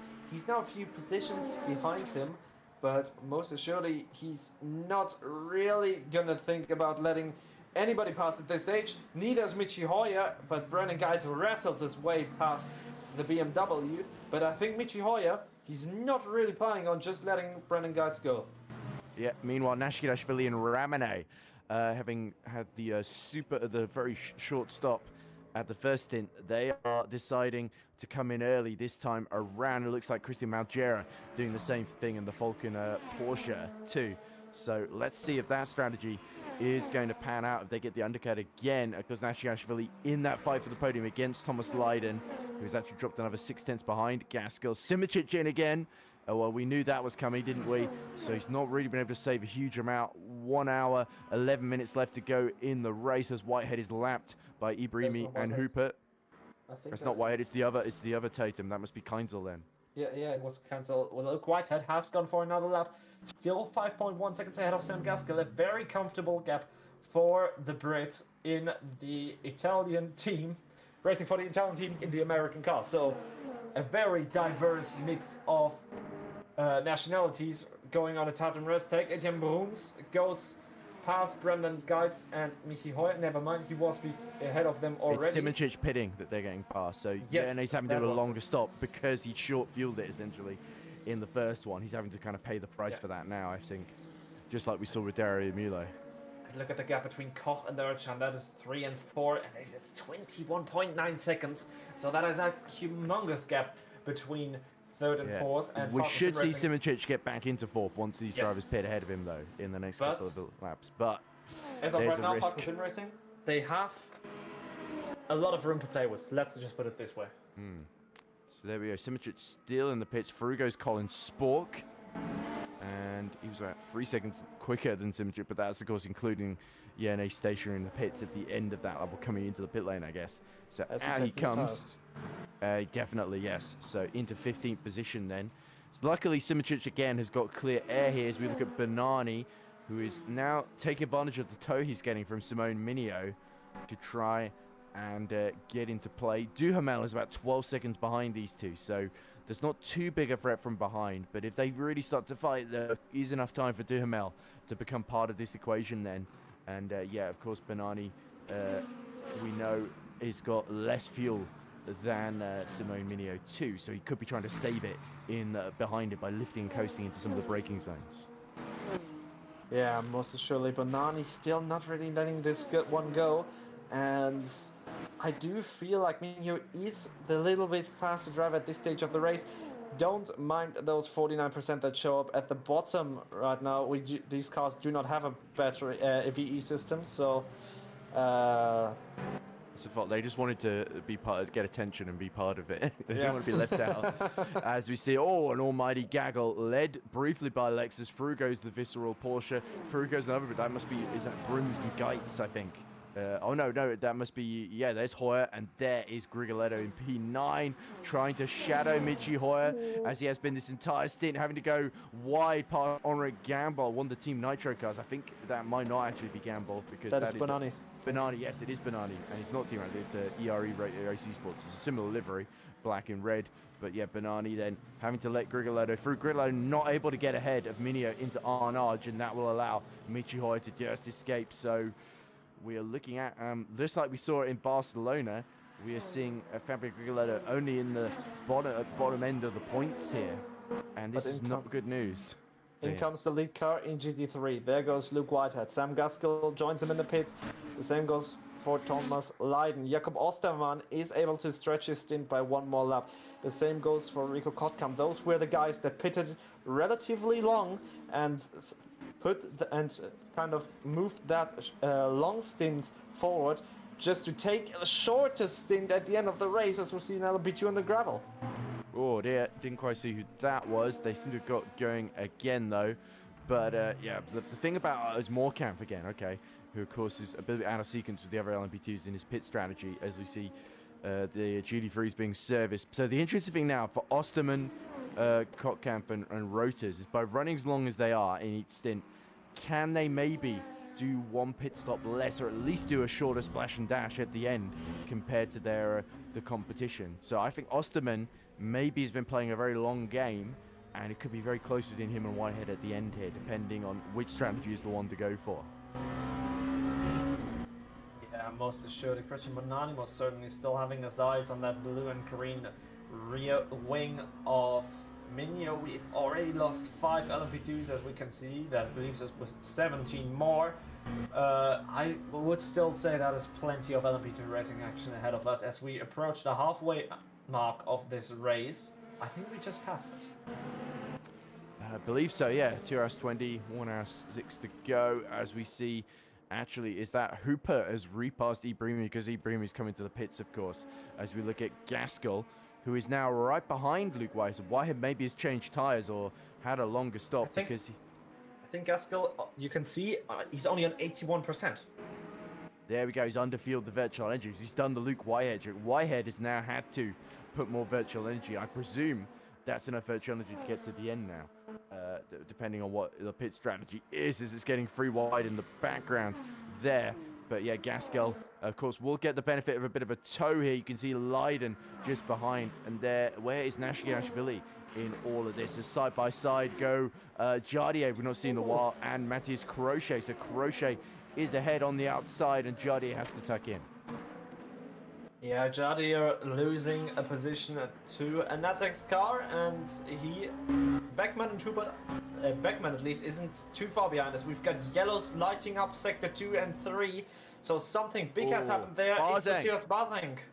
Oh no, well, he's still got the same tyres, hards on the left, mediums on the right that he started the race with. Perhaps they are really starting to wear, but he's had a big spin and hit the wall at Mulsanne Corner, so he's all on his own here.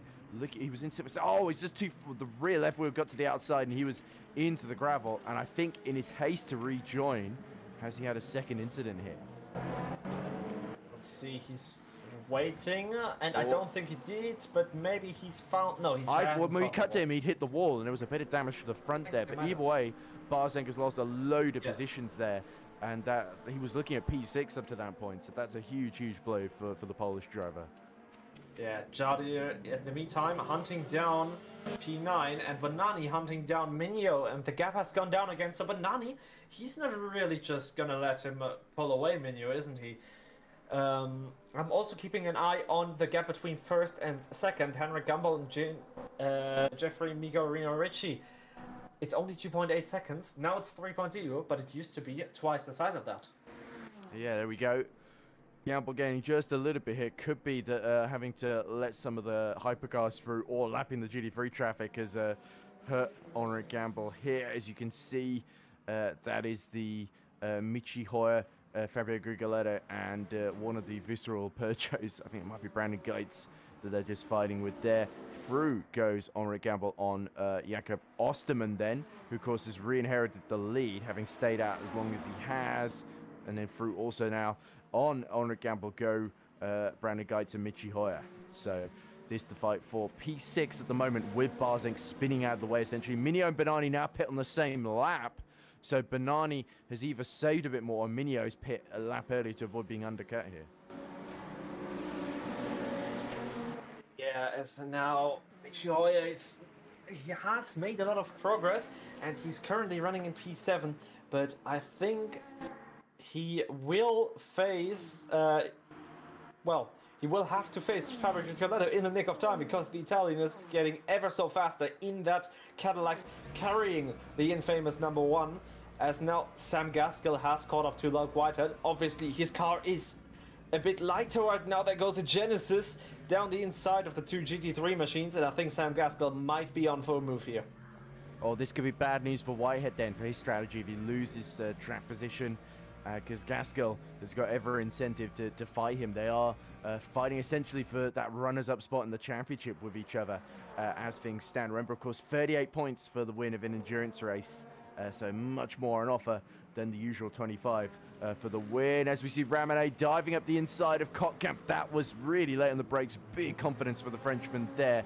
And Kottkamp, the German, loses out, and it could also be Marin Bessier adding insult to injury then, diving up the inside, and Kottkamp powerless to stop either of them. Yeah, not really the best. New tyres then, so he's warming them up okay. for Kottkamp. So that would explain why he's struggling so much then.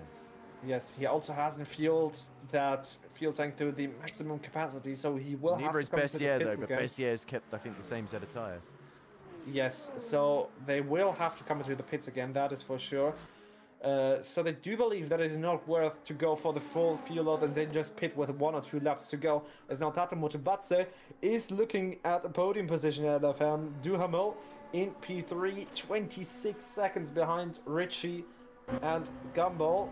But this is still a fight for podium and a bunch of points that come with that. Yeah, it's going to be fascinating to see where they come out relative to Minio and Bernani, of course, who are still fighting away. Well, actually, no, Minio got ahead 11 seconds ahead of Bernani, so that's why Bernani, having hit a lap earlier on, has really had to pay the price now, putting enough fuel to potentially get to the end then. But yeah, these two could have much shorter stops, and that could land a leapfrog in. As in comes our leaders in Hypercar. That's Erchan following in O'Sullivan and Gilhead here. So they should come out comfortably ahead of Simoncic then, who came out a couple of seconds behind Colin Sport, didn't he? We've not been checking in on Simoncic or all the other battles, but this is going to be interesting then, because surely everybody else can't be far away from entering pit lane here. Yeah, Brendan Guides will have 2 more laps in that Visceral Peugeot. That will certainly help him in the end, but in comes Michi Hoyer in the 4th of the 4 Falcons BMW. So in also comes Etienne Bruns, and in comes Fabio Grigoletto, and Duhamel and Matubatsa are still going at it. There comes now a hypercar coming up behind. I think that's a Genesis. Yep, it stands to reason, doesn't it? It could actually be either Spork or Simoncic, depending on where they are on the circuit. Then, as you see, a bit of a moment there for Duhamel, as Motibatse, our pole sitter from Spa, is showing what he really could have done in that race had things gone his way. And indeed, it is, that looks like Collins, no, it's Kim, sorry, number 19, who's ahead of Spork. So Lucas Kreuzer now in P11. Currently, I think he was fueling up. Yes, he was. Now Kim comes out ahead of Gilhood, and that is pretty crucial for. And this is Hoyer, I think, being serviced. That's right. And yes, there's Erchan coming out. Is that? Oh, it's Colin Sport going up the inside of Shea O'Sullivan. There we go. And I think Falcons have all changed tyres here. At least the majority of them, because that looked very, very easy for Colin Sport there, flashing his lights at them, so they knew that he was coming and they needed to get out of the way. So Gilhead then has got to get his tyres up to temperature. This is where Simoncic really needs to strike, but I think he could be a little bit too far back, and now he's got Kreuzer, who's come out ahead of him on what looks like cold tyres. Yeah, I think Genesis might be able to utilize these 2 cars they've got up in front. They've got Spork out in front and they got Kim out in front. And depending on the amount of fuel they have in those energy tanks, they might be able to hold up those Falcons in a little bit, because they're not being lapped. They are fighting for track position on paper. So if the Falcons do catch them in time, they might be able to hold them up a bit for Simoncic to close the gap. Yeah, interestingly as well, you saw behind Jene Simoncic was Dario Mueller, who quickly got past Kreuzer as well, as Kreuzer was a little bit distracted by the tyre issue there. Johannes Price still going, of course, in P3, so that will be that little bit of distraction. It'd be lovely to see the Hypercar actual standings rather than just their P2, by the way. I don't want to be racking on broadcast direction too much, because as I say, James jumped in the last minute. He's doing a great job. So Geitz, Beltrami staying out, 16 seconds between them. Geitz actually is recovering quite well in this race, the way things are going at the moment. Erchan is leading, so Erchan actually, I don't think, did change tyres. It's Gilhead and O'Sullivan that have. It will be interesting to see the amount of VE that Erchan is carrying with him right now, because I don't think he fueled the tank to the maximum capacity. Yes, he did put that half stint a little bit more forwards to try and undercut his teammates, because he has to do something here. He wasn't really catching them enough on pace, so therefore he just had to, well, really go for a gamble, and I think it might be paying off depending on if Gilhood and O'Sullivan are gonna be in trouble when trying to get past Spork. Dare I say, an Henrik gamble being made by Erchan there, even though Henrik Gamble's doing a completely different strategy in the lead of LMP2. But yeah, Erchan will surely either have to save a lot of Erchan energy or do a splash and dash, and that really makes that lead fight really, really interesting now, because Erchan has put his cards on the table, and it's up to Gearhead O'Sullivan to react to that. Yes, now we see the fight for P13. Banani has pit from P4, I believe it was. Alexander Radoshovitz, one of those few guys that were in trouble in the opening stages of this race. He has, presumably, now with the length of 47 minutes in this race remaining, he has one more stop to go. So for Radoshovitz, he will most certainly jump a few positions, but it will most certainly be difficult. It will also be difficult for Rico Kottkamp to get past the McLaren of Axel Ramonet, since he just come out of the pits, but he didn't feel to the max either. So we see a lot of different strategy approaches right here. Yeah, big problem as well, by the way, for Shea O'Sullivan fighting Geelhead is that Etienne Bruns, who's got about 42% vert challenges, got in between them. And I think Bruns only a second behind Geelhead now. But now, these two guys getting the tyres up to temperature. Shea O'Sullivan has got the Peugeot in between, at least for quite a few laps to go in this race then. So he'll have to find a way through, and that's another distraction that Shea could have done without then. And the way the strategies are playing out, he's kind of at the back of the Geelhead strategy train, essentially. Or, well, second in the queue, when he would rather be leading it, I think, if at all possible. But Sven has been doing a great job in this one. So Mathis Crochet stays out. Everybody else in LMP2 diving into the pits here. Yeah, the whole LMP2 fit is really even on strategy. Also in the pit, the two BS plus competition cars, as we have Mathis Crusher, who has Well, that's why he carried on. He carried on to stop at the first corner, did Mathis Crochet. I think that might be a case of no virtual energy. He missed the pit lane, perhaps. Or he thought he could do another lap and realized that he couldn't. So he's going to get disqualified anyway and has decided to retire. I think you're right. That's a virtual entry thing. That's not Mathis Crochet. That is Jeffrey Reno Ritchie, who's got going. Jumped Gamble. Yeah, he's jumped Gamble then. A much quicker stop for Jeffrey Reno Ritchie. So he's going to have to almost certainly do a bit of fuel saving. Gambler's got going about 3.6 seconds behind Luxac then. And Evan Wengler has somehow had the shortest stop of all, is in the lead. So right at the end of LMP2, it all suddenly kicks off and goes crazy as everybody is making huge strategy plays here. As you can see in GD3, Osterman and Roters are making what should be their final stops of the race then, and they've got to hope that this will be enough to stay ahead once everybody ahead of them makes their final stops.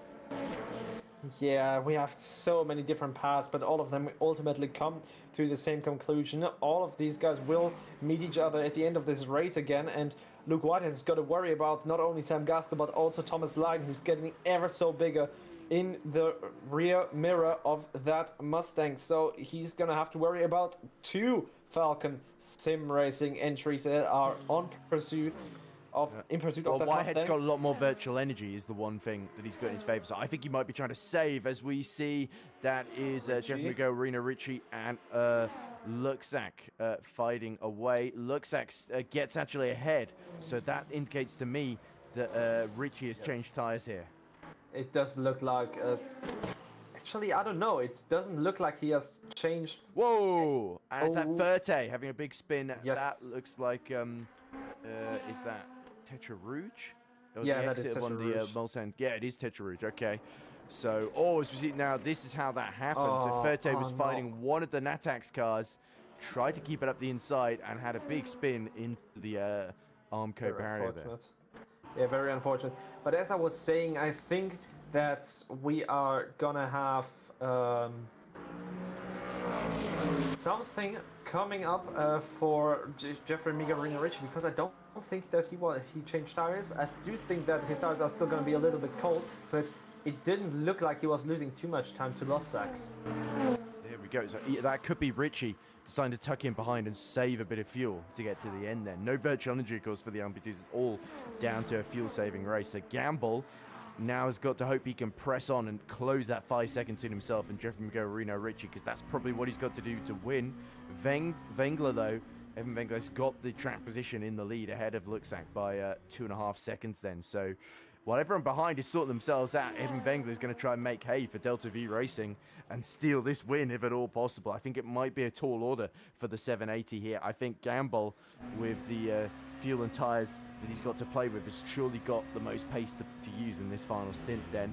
As we cut to Geelhead, who is right behind Colin Spork here. So this could get very, very interesting. Colin Spork finally parted the action then, but you can see a huge gap between Chan and Gumin Kim then. So the Genesis cars running long has helped them get into this position here, but there's only so much they can help Simoncic, who is about 9 seconds behind O'Sullivan at the moment. And he's got Emulo 1 second behind him as well.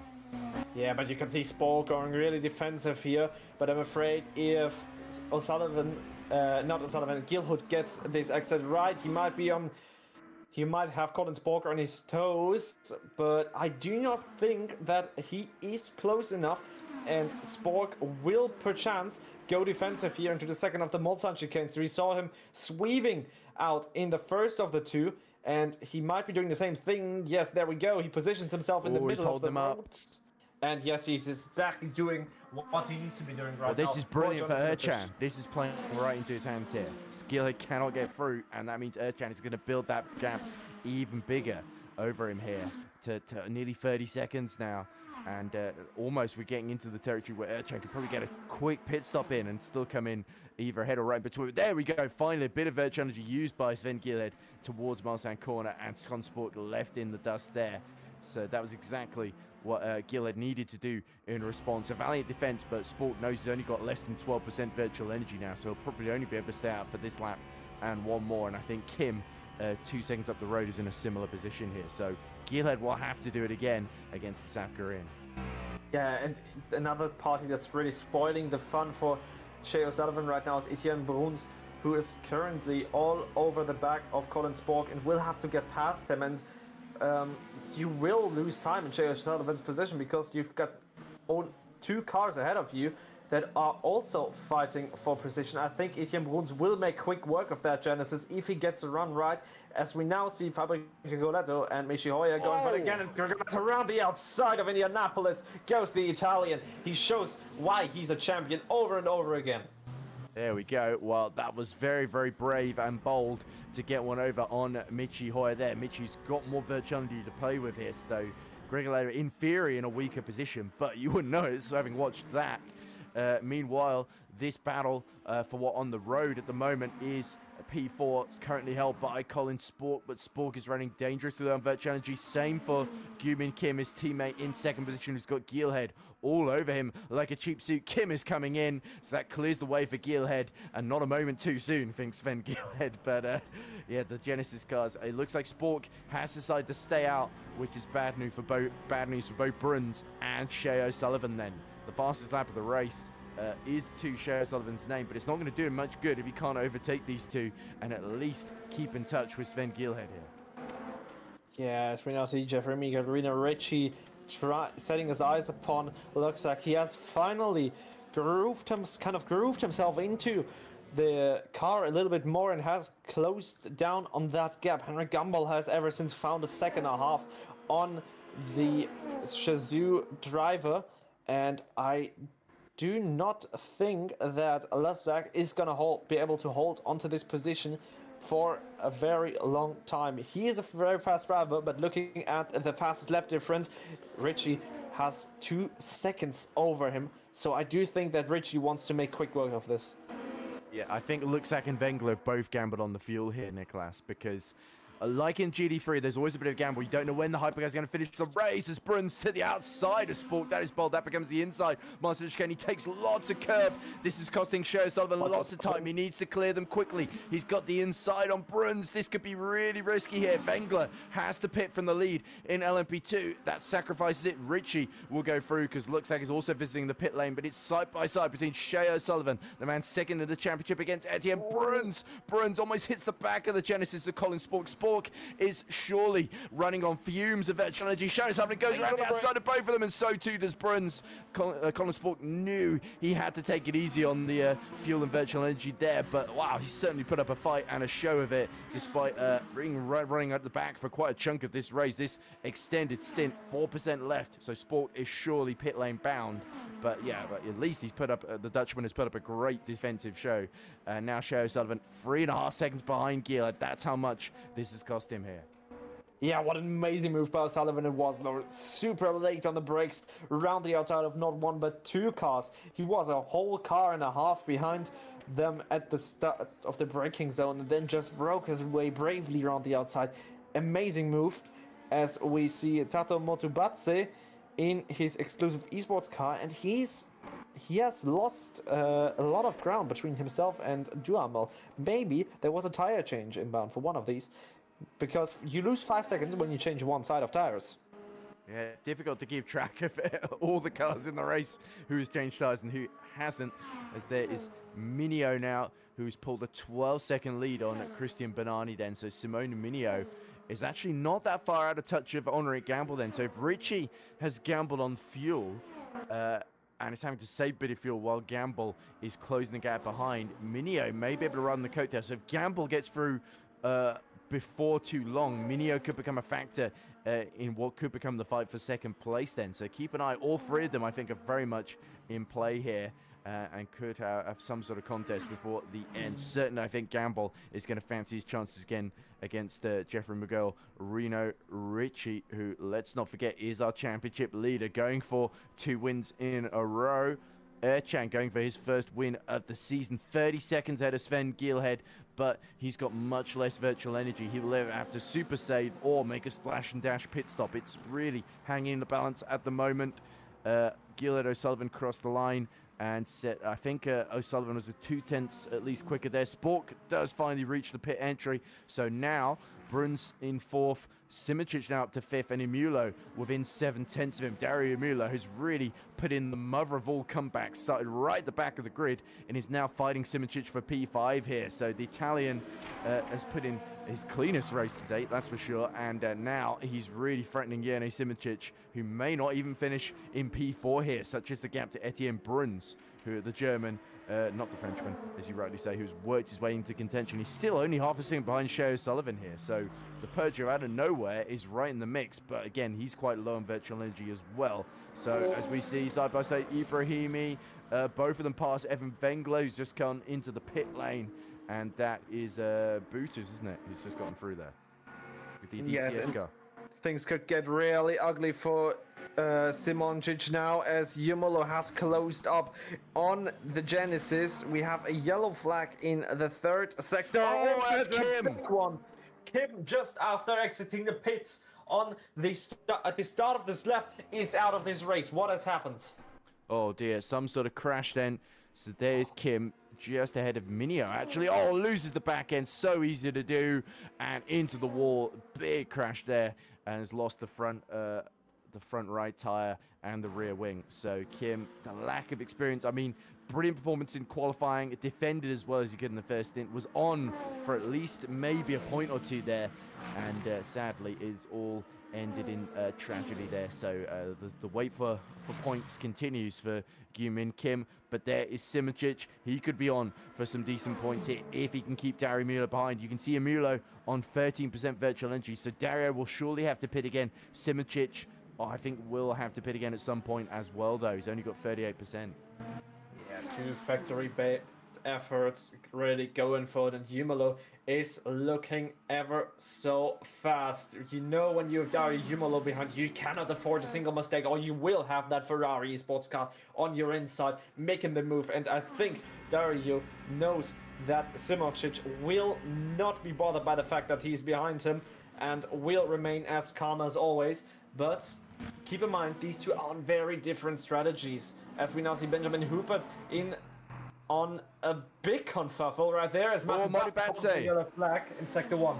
Oh dear, so Modibatse, I think, losing out big time. We did set in, and it looks like Jardier has gotten through as well, so big spin coming through the chicane just before Tetra Rouge then, as Modibatse continues. There's what happened, the back end just getting away from him, and Modibatse, the South African, in the gravel, and he reverses as well, just avoids hitting the tyre wall there. That could have been a lot worse if he'd lost the rear wing.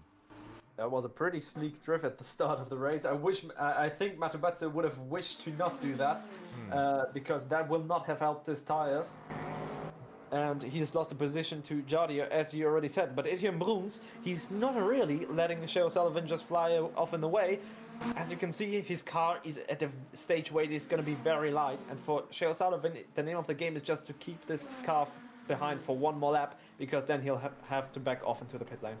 Well, Bruns is basically in a direct fight against Simic and Emilio for P4, essentially, because he'll certainly have to pit again before the end, maybe even at the end of this lap, depending on how aggressive Visceral are feeling here. But Bruns is very much in the box seats. Emilio still 7/10 behind Simic, as we see side by side between Leiden and Bessier. Bessier's been slowly catching Leiden in for third position here. Leiden fends him off into the first Mulsanne chicane. That's crucial for Sam Gaskell, of course, but Leiden and Bessier both on 25% virtual energy. But all of our leaders will surely have to come in again, with the exception of Osterman and this man, Luis Roters, who's going to breeze past Alexander Hanna, or the Visceral man, fend him off as long as he could, but the Lexus just doesn't have the grunt in it to keep Roters at bay.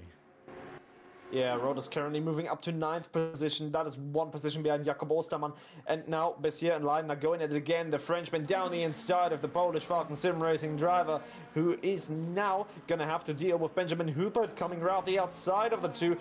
Huppert gets past the BMW, cuts inside the Porsche, and now moves past not 1 but 2 GT3 cars. But for Bessier, that would have really helped him, that Huppert decided to go through the middle there. That might have cost Leiden just a little bit, but more often than not, just a little bit is all you need here in VMS Pro.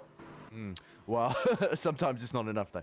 But yeah, Luke Whitehead though, if you look at his pace, he's upped it significantly, because Gaskell was trailing him in the last couple of stints. I think Whitehead knows he's in a direct race with Osterman, but he's going to have to make 1 stop more. So he's upped the gap to about 2.5 seconds now. Whether that's going to be enough, time will tell. But Osterman, with the pace that he's got, has got to be feeling confident here. There is Etienne Bruns, 4% behind Shea O'Sullivan. So O'Sullivan will know that Bruns will disappear. But look at Leiden. He's not going away anytime soon. Back up the inside through the Corps de Golf and into Indianapolis. He retakes third position from Bessier, and these two know they're probably going to be pitting at the same time as each other. 40 minutes to go. No reason to hold back now, as there is Nashigashvili going round outside of Ramone for P6. They have got about the same virtual energy as well, so it's a straight fight between those two for P6 then. And here is Colin Spork, who's come back into the race with plenty of virtual energy to get to the end, ahead of Mathieu Bassan, who's pit lane bound, but going quite quickly on low fuel. Yeah, and if I was in Colin Spork's position, I would just let Bassan go, but because he's not ready to fight at this stage or That's any exactly stage of the what race. he's done. Yeah, and that's exactly what it's done. It's just the smartest move in a situation like this, and I think a driver with the experience of Colin Spork will know that. But we see 2 Falcon BMWs going at it again. That is O'Sullivan, who's caught up on Sven Gilhout. And into the pits comes our race leader, Erchan, with 39 minutes to go then. So O'Sullivan has caught Gillard out a little bit in traffic. Then Etienne Bruns is surely coming into the pits this lap as well. But Erchan, where is he going to come out? How far behind O'Sullivan? That's going to be the crucial thing. Could he even maybe get out ahead of both of them? There's Ibrahimi going past Luxak for P9. What a comeback by Samir Ibrahimi. Luxak, of course, has pit fairly recently. He's got plenty of fuel, I think, to get to the end. As we cut back to Leiden and Bessier have gone below 20%. Then Erchan has still in the pit lane then, so he has emerged behind Gilhead, O'Sullivan, and Simoncic as Bessier with a late dive up the inside into the Goodyear chicane there. Yeah, and Leiden is gonna have a better run now out of the chicane, because Bessier get really sent it very early, but Thomas Leiden knows there is 6 kilometers of straight line speed to work with, and the BMW is more surely than not being the faster car in the straight line, as there is one of the Falcon Sim Racing BMW hypercars that's gone by. That was Gilhout, and now O'Sullivan sweeps all the way to the left, trying to catch up with that man, as we are on Long stop for Erchan, by the way. There we go. Erchan has come at P8 about 5 seconds behind Brandon Geitz. I wonder if he is putting loads of virtual energy and change tyres potentially. Oh, is Barsank actually getting through as well? So yeah, definitely cold tyres for Erchan. So yeah, the big question is, can Gilhead and O'Sullivan get to the end, or has Erchan pulled a blinder here? Because now they've got to respond to what he's done, surely. Unless they get distracted fighting each other, of course. Yeah, that's what I was about to say. Maybe the name of the game for these two should rather be work together rather than just fight it, but I don't know. But they are first and second in the championship. They're fighting Exactly. each other. Erchan has got that DNF to his name as well, so he's kind of a bit behind them, despite finishing second in round 1. So you got to say that there's not a lot of incentive. It's every, I think it's every Falcon for himself. I mean, when has Shea O'Sullivan ever not been an absolute unit, or it's Sven Gilhut. As we get something from the race direction. Yeah, I think there was a little bit of a lapping attempt that was a bit marginal there with the LMP2s and the GD3s. As yeah, you can see Luxak and Hubert still continuing to fight. And here is Colin Spork, who's going just ahead of Etienne Bruns and behind Dario Mulo. So Mulo and Bruns have just pit. Mulo's jumped Bruns through strategically here. So these three, I think, fighting legitimately. All three of them can get to the end here. So, wow. Yeah, Spork and Emilio, they both started at the back. They've both got a chance to maybe sneak into the top 10 and get well, Spork already's got some points, but Emilio looking for his first points of the season here. And Bruns as well, for that matter. As now they pass the Lexus, we're looking at the fight. That up in front are I think that's the fight all the way up to P5. Nashkidashvili, who is currently sitting in P6, that is. Ramane in P7 and Osterman in P8, and Nashkidashvili actually has inverted positions with that Ramane, so Nashkidashvili moves up into P6 and into P7 goes Alex Ramane. Yeah, this is bad news that these two are fighting each other for Osterman, because if he gets stuck behind Ramane and Nashkidashvili, that could play into Whitehand's hands here. Yes, most surely. Keep in mind, Osterman does not have to pit. Nashkidashvili has to pit, and Ramane has to pit as well, as Matubatse has been caught by Jardier. He's caught back up to Jardier. Remember, yes. Matubatse had that spin. Here he is going alongside down the Mustang and retaking that sixth position. Say again? No, you just said a Mustang. Motibatse, sorry, the South African driver whose name, for some reason, I've struggled with, even though it's perfectly normal. But yeah, Fato Motibatse up to P6 there. I have Mustang on the mind there because I was thinking about Whitehead and him extending this stint and when he's going to pit. Because now knowing Osterman's being held up here, maybe there's a bit more incentive to extend then and not pit into traffic. O'Sullivan still about a second behind. Oh my goodness, Osterman has a spin! Oh dear, and that's surely blown the championship leader's chances of winning there. Yeah, and he's almost collected the Peugeot and an LB2 right there as well, Osterman. Just a little bit too much curve.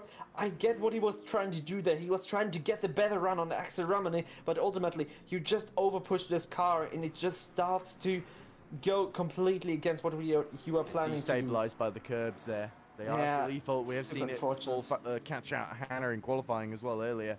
But there is Beltrami then. So Erchan, there he is in 9th on the fresh tyres that he's just about now starting to get into temperature here.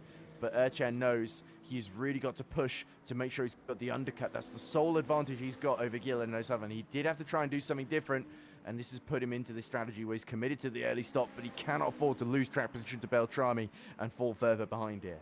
Now that old Beltrami will have to come into the pits one more time, I'm pretty sure he's not going to make it back to the pits, back to the checkered flag on this set of fuel. But Erchan just cannot afford to lose any time, so he'll have to get a full push, which is why he has fueled up so much. He's got 90% of VE to work with for 34 minutes. So he definitely made sure he doesn't have to lift and coast at this stage of the race, as Motobatse now maybe will face Jardier on the next lap once again, because as we know, Jardier, he's not really known for just backing out of a fight. Yeah, no, he's probably trying to entertain his legion of fans watching his live stream, which you can also see on YouTube if I'm not mistaken.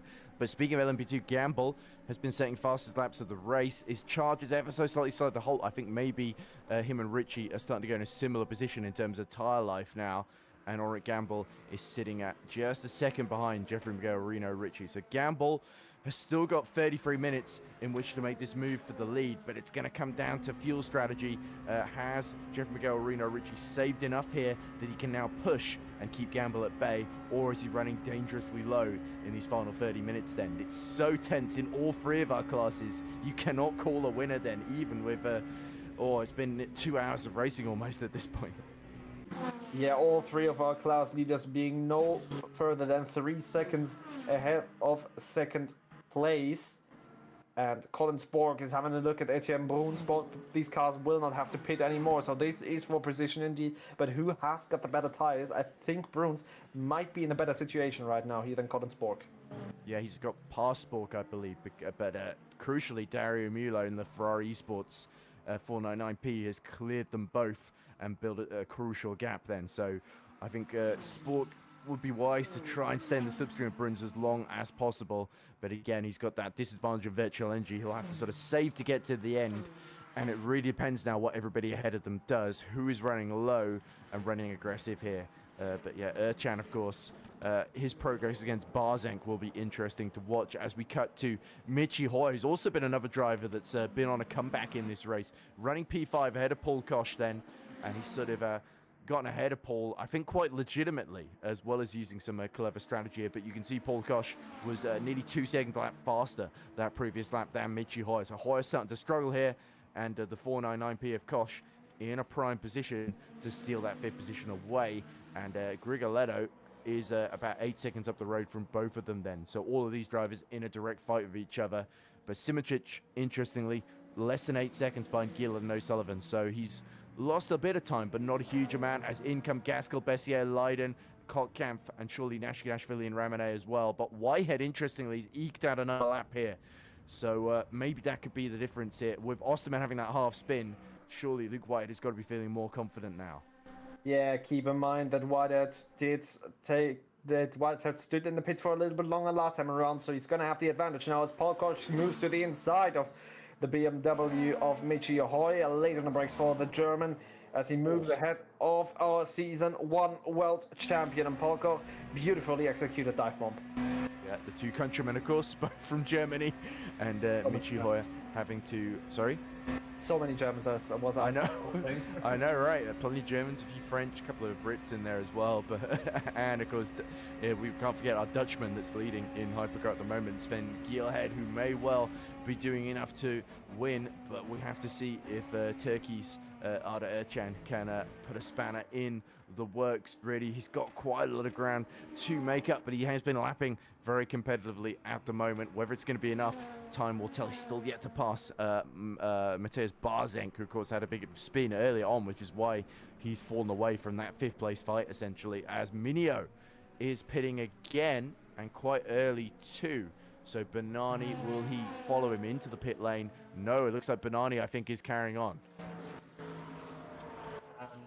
Yes, Henry Gamble now has 2 GT3s to worry about. Those are, I believe, Thomas Leiden and Rico Kotkam that he is having to pass, and That's that would right. have not helped him whatsoever. But currently we have a Mustang 1-2, Whitehead and Nashikashvili. Yeah, there we go. We'll have to see if Clemens Keinzel is still going. We still don't know what happened to the Austrian driver, though. But yeah, Osterman, though, you can see now in P3, but of course the 2 Mustangs yet to pit in front of him. So Osterman, the spin will be a bit of a hindrance, because it means he's not as far ahead as he would ideally like to be at this point. He would have hoped to be maybe even ahead of Nashikashvili already. But yeah, having lost those 3 or 4 seconds with the spin, that could well be the difference between victory and defeat against Luke Whitehead today.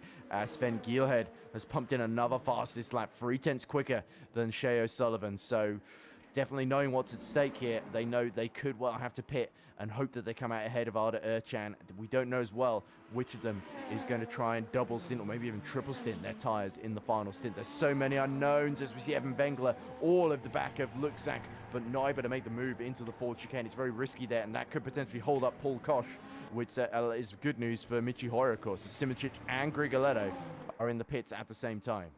Yeah, this is going to be very deciding for this race. How much VE do you put now? This is where the pressure is... Oh, side by side, Wengler through. Side by side in the P2 we go, and Michi Hough is having to lift a bit off here to not just go to the back of the other P2s, as Judd here does cause a yellow flag in one of the sectors. I'm not sure where that was. That is sector 2. That is the Mulsanne straight. I think he's had maybe even off at the first Mulsanne chicane. Here we go. So late on the brakes, the rear just taps around, and oh dear, it's not been Jardier's day, has it? After finishing on the podium, P2 in the first round of the season, This one has very much not gone to plan this second of race. He's still in P6, 3.6 seconds ahead of Eric Beckman there, but Motibatse, who had a bit of a spin of his own in the corner before, has now got a 12-second lead on him as Luke Whitehead comes into the pits for what should be the final time, and Nashkadashvili is surely going to join him in a few moments' time. Yeah, Nashkadashvili is having to lift a lot here. He's on 0%. Now coming into the pit lane, you can see him approaching the line very, very slowly, making sure he doesn't invalidate and his fuel ratio, the 0% VE limit, because that would give you a 100 stop-go penalty, and I don't think I need to explain that that is not a good thing. Jakob Osterman goes past. There we go. Osterman, though, knows he's only got 36% virtual energy, which I don't think is going to be quite enough to get to the end. And if he does try and save enough to get to the end, I think Whitehead could just fly right past him if he's not careful. So through goes Rotors on the same strategy as well. Luis Rotors actually having a really good performance. And could Luis Rotors maybe be used to hold up Whitehead here? I don't know. But it depends. As we see, this is Bruns, who's now caught up to Dario Imulo. The two very similar position in terms of virtual energy. Bruns has now really, since getting past Colin Spork, has upped his pace significantly. There is Spork just in the background, a long way behind now in P13. A very unlucky position for him. But now Etienne Bruns with the run on Dario Imulo. We've seen Imulo get very, very defensive in the first two rounds of the season, and surely with potentially a number of points up for grabs here. We'll have to see where they'll filter out. I think Simoncic and Grigoletto both pit and come out ahead of these two because, of course, they've had to put less virtual energy in and fuel in to get to the end. Yeah, Yamamoto is really not taking any chances right here. He's got 69% in that Ferrari to work with. As now to the inside goes Etienne Bruns for the Mulsanne corner. Very hard on the brakes from these two. And Bruns just breaks his way past the Ferrari, but Yamamoto has a little bit more apex speed. That gets compromised by the visceral car, and you can just see how that Peugeot is pulling without that rear wing. Yeah, there we go. Well, the wingless car, as you said, in theory, it's the fastest car in a straight line, which is a big help at Le Mans, especially down the Mulsanne and the Courbes de Gulf and some of the straight line sections. But yes, for some of the faster corners, you do just have to hold on, hope you set the car up, bro. Here we go. Look at the virtual energy remaining. It's at about 16-18% for Gilhead and about 17% for Shea O'Sullivan then. So O'Sullivan has kept Gilhead very, very honest indeed. When Gilhead has gone for a fast lap, O'Sullivan has matched him and quickly closed back in then. So these two committed to basically a very, very similar strategy to each other. They will no doubt pit at the same time. And the crucial thing is you can see Erchan now in P7, about 7.5 seconds behind Mateusz Barzenk. So he's closed a bit on Barzenk, but he hasn't really gotten through just yet then. But with the way the fuel strategy is becoming so dominant in these closing stages, Erchan could well be doing enough to emerge right behind or potentially right with these two, depending on how things play out. Look, oh, Duhamel in trouble. Oh, Danny's had a spin at the second Mulsanne then, so that is going to help Banani. Motibatse as well recovering.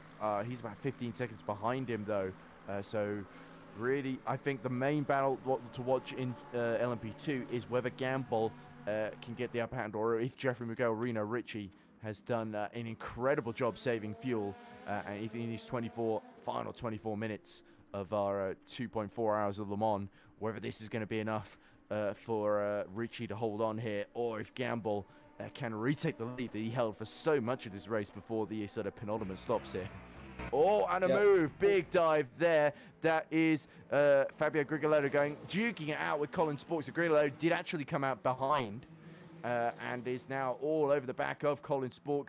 Where is Simic though in the other Genesis? That's what I'm interested in, as Grigoletto really losing time here, and you can see the visceral Peugeot of Kreuzer now is catching up. So Grigoletto now has got a really tough job to even score points now in this final stint. So yeah, Simic is 10th, and he is a long way ahead of Bruns, but it's Grigoletto that has really lost out in these final stops, and Spork is making him pay for it. There goes Grigoletto again to the inside this time. You could see a little side draft here. Grigoletto has the necessary overspeed to commit to that move, and he sweeps in front of the Genesis just before they even get to the corner. So Sport not really fighting a lot. This is not usually a position where you would see Grigoletto, or what you would think Grigoletto would be in P13 at the back of the pack. He's had a very difficult race. Colin Spork is looking to make that race even more difficult, trying to counter out, but I think Rigolata just has too much top speed. Yeah, there we go. They're similar, only about 10% apart in terms of virtual energy. But yeah, Grigoletta will hope to just press on now. A little lockup, I think, from Spork there. It really shows you how hard he is pushing. But yeah, Colin Spork, he's certainly not made great friends with Fabio Grigoletta, but that's not his job, to be fair. His job is to do the best job for himself and the team, of course. And yeah, still, it's not over yet, as there's Osterman about to be lapped again by Henrik Gamble, who's desperate not to lose any time to Richie here. Sven Gielhed in the lead gets another fastest lap, this time 4/10 quicker than O'Sullivan. They are really, really pushing because they can see the threat from Erchen. Erchen, though, is a minute behind, so potentially Gielhed and O'Sullivan could both come out a long way ahead and are now just racing each other, essentially. Yeah, maybe it wasn't the smartest idea of Arda Erchen to try and commit to that strategy. But Gilhood, he's just absolutely putting his foot down right now. Almost into the 23s in race trim. That is insane. We said 23s, low 23s in qualifying. So Gilhood almost starting to hot lap right here in these closing stages of his stint. And he will bail into the pit lane with one more lap to go. I think it is on this lap that we'll see him in. Yeah, Barzenk has already bailed in from P5, I think it was. It's great to see Paul Koch, by the way, running on the podium, legitimately. Only about 37 seconds off the lead, but I suspect when things filter out, we might see the likes of Simoncic and some of the Peugeots fighting essentially for fourth position. Basically, Erchan and Simoncic are in a direct fight with each other, but Erchan, of course, in P6 is quite a few positions ahead. Should be able to re-inherit that third position depending on how things play out. Gamble, by the way, 6/10 behind Ricci in the LMP2 lead. Osterman about 4.8 seconds ahead of Rotors, but it's that gap to Whitehead, 33 seconds behind. It could be very close. Even with that spin for Osterman, it could still be much closer than Luke Whitehead would want, and Whitehead actually losing a little bit of time on this lap. The gap ballooning up to nearly, well, briefly ballooned up to 40 seconds. It's now back to 32. So Whitehead can breathe a sigh of relief there. It's just the timing screen acting up.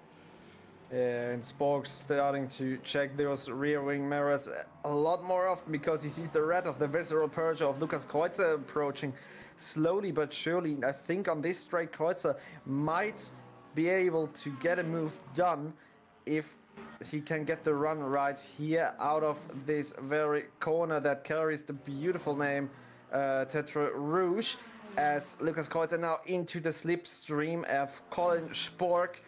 Is it going to be enough for the no-wing Peugeot? We know he has a lot of top speed, and yeah, he's gaining all the time. To the right-hand side, he goes down the inside. It'll be for Lukas Kreuzer. Never mind, I think he'll be ahead by the time to get to the corner. Yes, he pulls ahead of Colin Spork. Yeah, this is the battle for last in Hypercar. Spork again locks up, and this time has to take to the runoff and a little bit of gravel too.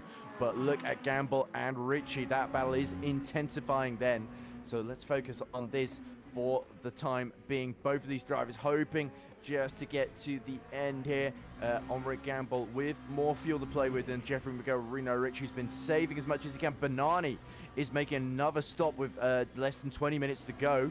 So he has got the gap to Motubatse to potentially still come out in P3 here. So with Minio, of course, hitting trouble and making his stop, Banani could still be in a strong position here. But these two, well, this could go either way. Jeffrey Miguel, Reno Ricci will have to defend for his life here against Ulrich Gamble, who you would think has been waiting for this moment always. Gillen O'Sullivan also pit from the hypercar lead, but can Gamble make the move at the end of this straight or the next? There goes the German, the red machine. He's gonna have a look at the inside, but he's having a thought about it, but he's not really committing to the move. He's got two more straights of this two more sections of this long Mulsanne straight still ahead of him to use, and now he's got a good run on Jeffrey Miguel Reno Ricci. Ricci will get a little bit nervous trying to hold a Gamble behind, but the name of the game is just keep your head down and be cool. As it stands right now, when Gamble will not be able to close up enough to make the move just yet. There we go. So behind Gillen O'Sullivan, Koch and Hoyer also pit then.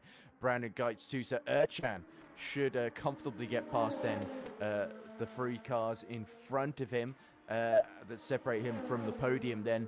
But there we go. Gearhead and O'Sullivan leave the end of the pit lane now, and Gearhead is 1.7 seconds ahead. Through goes Erchan now into P3. So the big question is Erchan on the warmer tires able to make any impression on O'Sullivan here? Or yeah, he's about 12 seconds back. So the gamble is very much not paid out then for Arda Erchan here. It is really a two-horse race for victory between Gearhead and O'Sullivan. But still, if Falcon can lock out the top 3 positions for the first time, that'd be a huge, huge achievement for them. As here comes Gamble down the Corbs of Golf, looking much, much closer this time around. Jeff Miguel Reno Ritchie, what's he got to play with here? Because Gamble, he's pulled to the outside before Henri Gamble can get there, but Gamble switches to the inside, putting the pressure on, having to back out on the inside the last minute on the approach to Indianapolis there. So Ritchie is really starting to play a dangerous game, weaving around there just to cover off any attacks. As here's Christian Bonani at the pits. He's come out just in front of Eric Beckman then. And so Jardier and Motibatse are through into 3rd and 4th, but you would think Bonani on a fresh set of tyres potentially should be able to make short work of them as long as he can keep back Beckman here.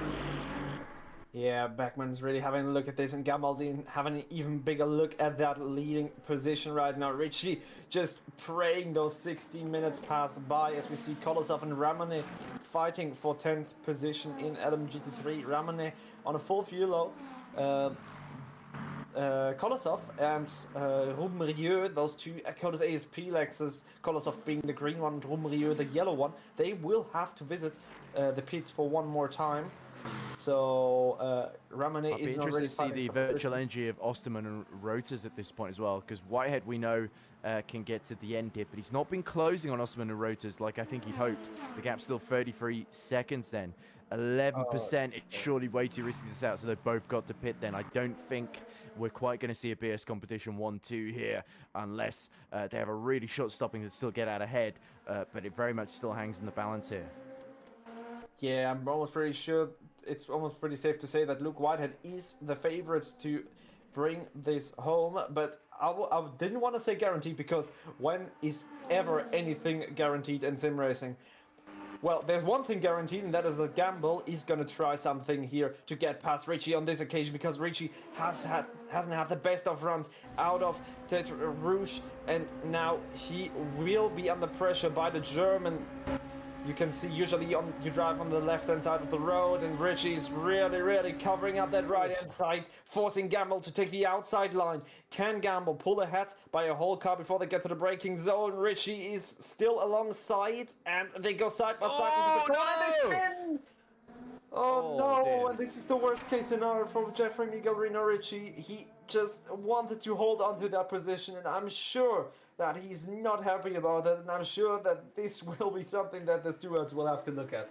So controversial there. Gamble, I think, seemed to have to move down. Let's see the replay. So Ritchie is on the inside. Gamble has to go the long way round. Is that little bit later on the brakes? Ritchie trying to hold the inside. Finds there's a LMP2 Orica in the way of Gamble and makes the contact and ends up coming off by far the worst of it.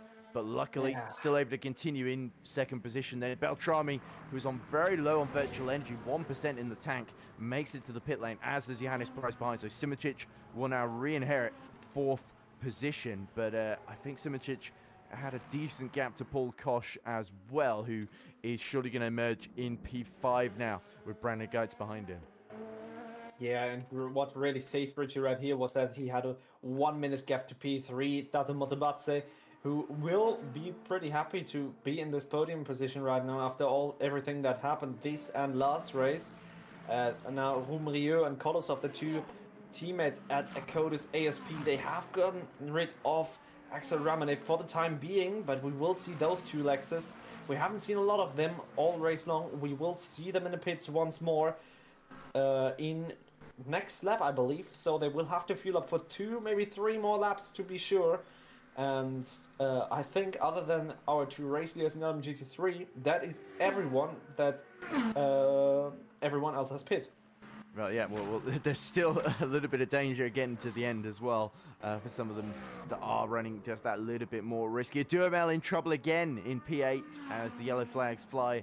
Duhamel able to continue, though, still where he was. So I think it may be a little moment into the first Mulsanne chicane. So the LMP2 starting to struggle. We saw Gamble and Richie coming together, and looks like Thomas Duhamel, the Blue Squad by Race Esports, had another issue there. And the race that promised a lot for Duhamel, well, there's still points for P8, but I think he would have been hoped to be much closer to the podium fight by this point. Incredibly, Jardier now is running in P4. So despite... and we see Duhamel having another spin into Mulsanne number 2 and arriving backwards into the barrier. And potentially that could be the end of Thomas Duhamel's day. It is just 12.5 minutes before the end of this race. And Gamble is pitting. Gamble is pitting for the lead in LP2, and so too is Jeffrey Miguel Richie. I guess now he had the lead, there was no reason to risk it. Yeah, now both of them are going into the pit lane. They seemingly don't have enough fuel, and I think Richie can't really do anything right here other than just mega short fuel, because it is very unlikely that someone like Gamble is going to overfuel by such a critical margin that it's going to lose him the race lead. Yeah, fool me once, shame on you. Fool me twice. Well, that's not going to happen again, surely. Yes, Henrik Gamble getting off the jacks and continuing. Osterman there, you can see 2% left in the tank. Surely he is pit lane bound, as is Rotors as well. And the big question is, are they going to be able to get out ahead of Luke Whitehead? This is truly a splash and dash stop in the final 11 minutes. They won't have to put a whole lot in to get to the end. You see Whitehead on 40%. Has Whitehead maybe put a little bit too much in, and has that put them too far behind at a critical moment at the end of the race? Osterman, the championship leader. This pit stop could decide the win here. Yeah, in comes Motobots as well. Everybody in Hypercar is up and done with their pit stop strategies. It would be pretty interesting to see the timing gaps between Gilhood, O'Sullivan and Erchan for the time right now, as Ramone has gone by Kolosov, and I'm not sure Kolosov is going to want to fight this because it's just going to lose him time and he's going to bail in the end of the pit. Anyways, there we go. There we have the standings.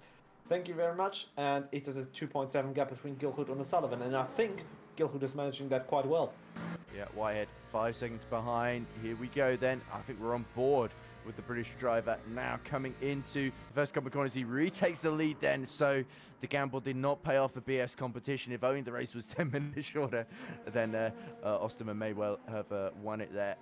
But there we go. They emerge back into the orders. We see Kolosov pushing along Axel Ramone then as he's going into the pits then, along with his teammate Luca Rubin, who's really slowing down.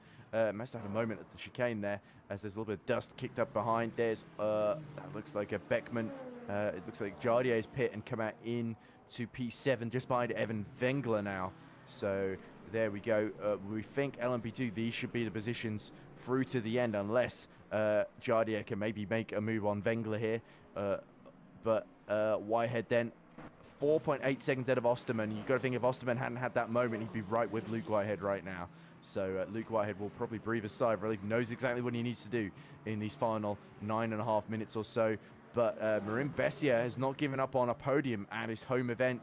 He's right behind Sam Gaskell in that Mercedes. There's been nip and tuck between them. And then don't forget Rotors, Luis Rotors on his strategy is right behind them as well. And he will have the most virtual energy you'd think to play with of all of them. To the inside goes Paul Koch of the Falcon Sim Racing Mercedes. That is most certainly not going to be helpful for Sam Gaskell whatsoever, as now Marin Bessier is only 7/10 back on the British driver, and I do think that something will be coming up very shortly indeed. It's the hypercars coming through to lap them. Yes, that as well. And we have a Falcon Sim Racing car. I'm pretty sure that is... It's either Hough or Erchan, I think. I think it might be Hough, because that's Geitz just came through in frame to lap them earlier. Yes, and Koch came on earlier as well, so that is Michi Hoyer going past the Falcon Sim Racing. Well, the team colleague, in a way, they're in different classes though, so they're not really racing each other at any point, really. But I think in Hypercar, the gaps are so big, if nothing's going to happen. This might also be how we finish this race. Paul Koch only 2/10 ahead of his teammate Brendan Geitz. Also, again, very strong performance from Paul Koch, bringing that Ferrari into the top 5. As a driver that is usually in the contender series, that is most certainly, he's most certainly going to be satisfied with that one, I believe.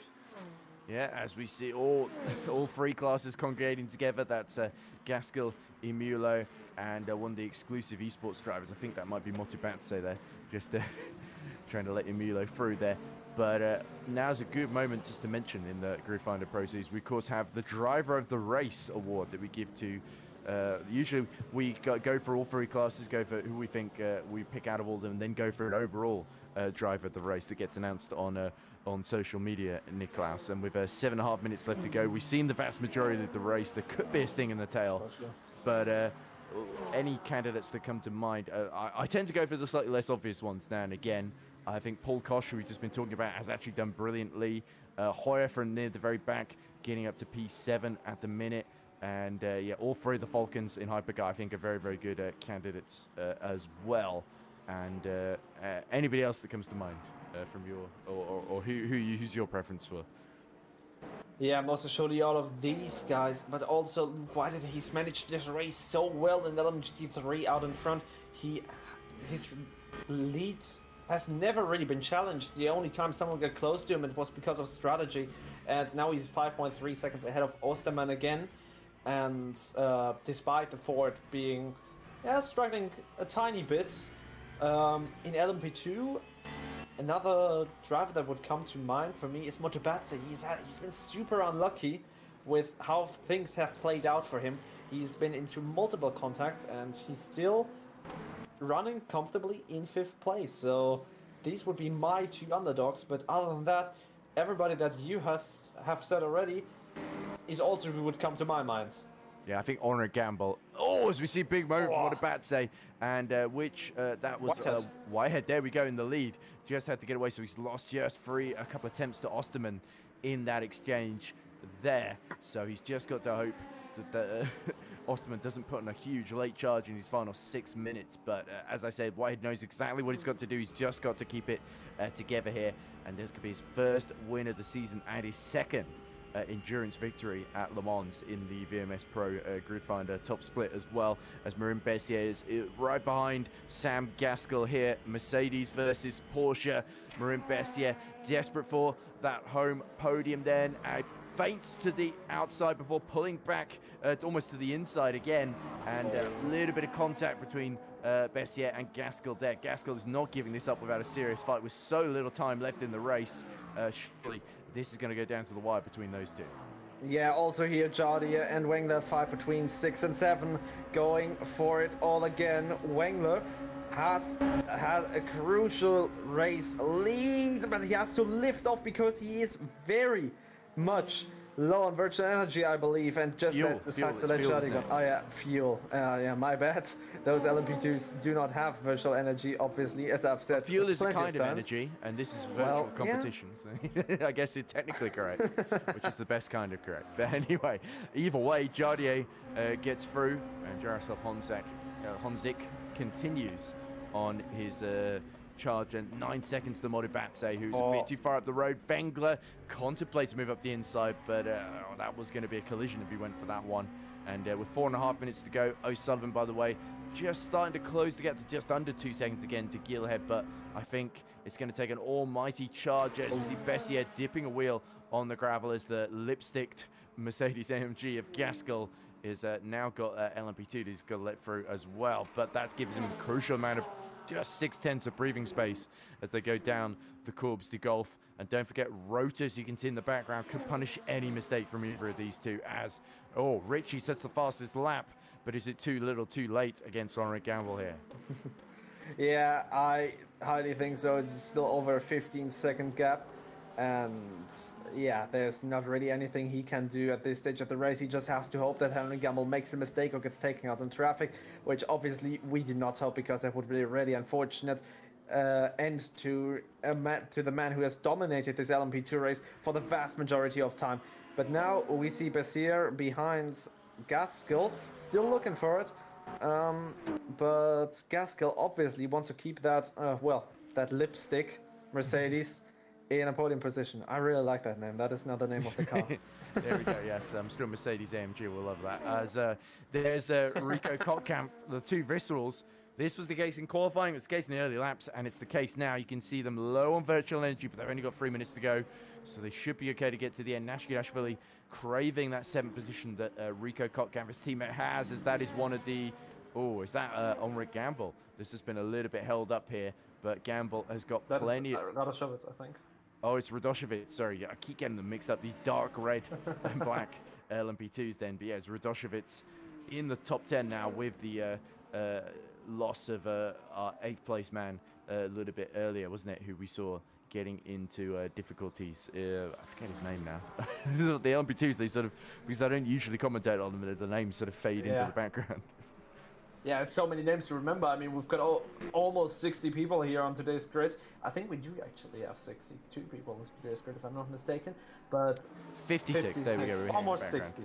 But yeah, it's still a number of names that you have to remember, and I will admit that I have all of them written down here, so I do. I'm not doing that out of my mind, and that is someone off in Morecamp at Indianapolis again. So not the best of races for him, indeed. The Stinger Motorsport has certainly had its fair share of off-track moments, but yeah, you definitely recognise that car when you see it coming up towards you. And this is just a case of, as he locked the rears into Indianapolis. Oh, there we go, just spun. It kind of turned sideways. He tried to save it, and then ended up having to do a 180 to get going again. It looks like, is this Gregor Luxak lapping the two, cleanly lapping both Bessier and Gaskell in quick succession there. Interesting though, let's keep half an eye on the O'Sullivan-Gilhead battle, because O'Sullivan has started to catch Gilhead the last couple of laps. I don't think a photo finish is on the cards though, because Gilhead, I think, is too wise ahead on his shoulders to let this win slip between his fingers. But O'Sullivan will be trying to put the pressure on. You never know what could happen here. Gilhead has never won at Le Mans. His best was, I think, was a 2nd or a 3rd a couple of seasons ago, back in season 2. But how dearly he would love to put that right and extend his championship lead over his main challenger, which in this case is his teammate Shea O'Sullivan. Yeah, and Sullivan is gaining ever so slightly on Gilhead. It was 3/10 on the last lap, but over the course of this very last lap, Gilhead has managed to keep O'Sullivan kind of in that gap between 1.5 and 2 seconds. Sometimes it went to 1.6, sometimes to 1.7. Now it's over 2 seconds. So Gilhead is really good at managing that, as Miguelino Ricci puts in another fastest lap. He's really flying right now. So is David Nashikidashvili, who's all over the back of Rico Kottkamp, and maybe thinks about putting his Mustang on the inside of his teammate Aston Martin. But they also got Thomas Lydon just in front, so 6, 7, and 8 all separated by 3 seconds. Here we go. The clock's running out, so the leaders have already crossed the line. This should be the final lap for Gilhead and O'Sullivan then. So anybody that's marginal on virtual energy and fuel, this is crunch time, where you've got to make sure you make it to the end, or it could be heartbreak then. So there will be joy and defeat, but who's it going to be for then, as Rico Kottkamp defending, driving the widest Aston Martin you can ever imagine then.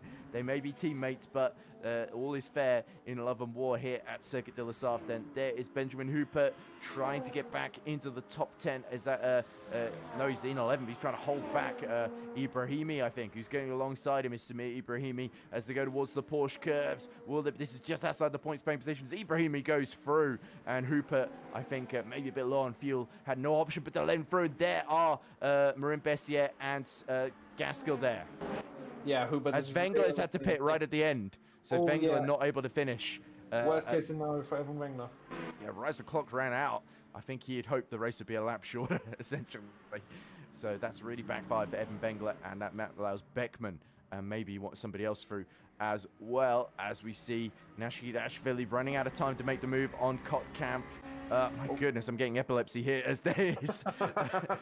I think that was Etienne Bruns trying to get past Michi Hoy. Bruns with a lot fresher tyres, but only 5% virtual energy. Up the inside he goes. Can Michi Hoy hold him back? There's Dario Mulo and Fabio Grigoletto just agonizing out of touch of these final points paying positions there, or at least 8th position and 7th. As they're through into 7th goes Etienne Bruns then with a very clean move on Michi Hoy. Hoy will try and stick with him, but you sense that time is running out for everybody really in this race, and Gilhead there has managed it under immense pressure from O'Sullivan and Ercan, and even Simoncic in the early phase of the race. He's not put a foot wrong. 2% virtual energy, just needs to make sure he brings it home now, and it's going to be his second win of the season, his 4th career victory in the top split here in Hypercar in VMS Pro, and he's going to extend that championship lead by quite a number of points, remember, because it's 27 for second, but a full 38 for victory here, so 11 points he'll gain on Shea O'Sullivan. Just a few corners left to go for the Dutchman, Sven Gielhed, and this could be perhaps his greatest win yet in his career that puts him into a very, very commanding lead in the championship. He's got one of the Acondis ASP cars in the way, but that won't bother him one bit. Over the line comes Sven Gielhed, and it's 3 in a row for Falcon Sim Racing. And not only that, but they take the first 3 positions then, as through goes O'Sullivan into second, and Ercan will round out the podium. There we go, complete domination in this race for Falcon Sim Racing in their BMWs. Simoncic, 23 seconds in arrears, is going to finish P4 ahead of Paul Kosh, who takes his best career result yet. As over the line now comes our LMP2 winner, it's Henri Gamble. Well, he had to fight for it against Richie. We did see a contest that ended in a collision, but nonetheless, they take the first 2 positions. Richie will take the fastest lap in the end. Yeah, 3 times the charm really for Falcon Sim Racing, 3 wins in a row, and what better way to celebrate that with a podium lockout. Gielhed, O'Sullivan have been really on point. Simoncic, the odds were kind of against him. The Genesis didn't really look like it was working here, as we have the Hoya train coming back home. Hoya, Jumalo, Grigoletto, and I think Evan Wayne. No, that is not Evan Wayne. That will be Christian Bonani. Yeah, that will be Christian Bonani. Bonani rounding out the podium then, as there's Jardier. But where's Luke Whitehead on the circuit? As Jardier is nonetheless going to take home a very credible P6 behind Motibatse, who certainly put in, as you say, despite some bad luck, a very strong performance to take P5 behind Simone Minio, who's just crossed the line to take 4th in LMP2. But the vast majority of our hypercars have finished. There's Motibatse and the South African. That's his first finish. He took pole in Spa. He takes P5 here in Le Mans. And that's his first appearance in the pro split. A very, very strong performance. Here's Luke Whitehead then. 3% left in the tank. Osterman 4.6 behind. And Jakob Osterman will maintain his championship lead. But his latest challenger, the first man to beat him since Lewis Werrell, beat him on the road and then got penalised and lost the win in Barcelona. It's going to be Luke Whitehead who breaks the winning streak for Jakob Osterman. Yeah, Luke Whitehead, we just had to... I just had to think about him all race long because he's Luke Whitehead. You can never count him out. Yeah, so Luke, absolutely amazing performance. He has looked to struggle a bit in that Mustang in those first few races. Remember Barcelona, the Mustang didn't seem to work as good as it did here. But for Luke Whitehead, everything has worked out perfectly as he takes the win for himself, the crowd and the team.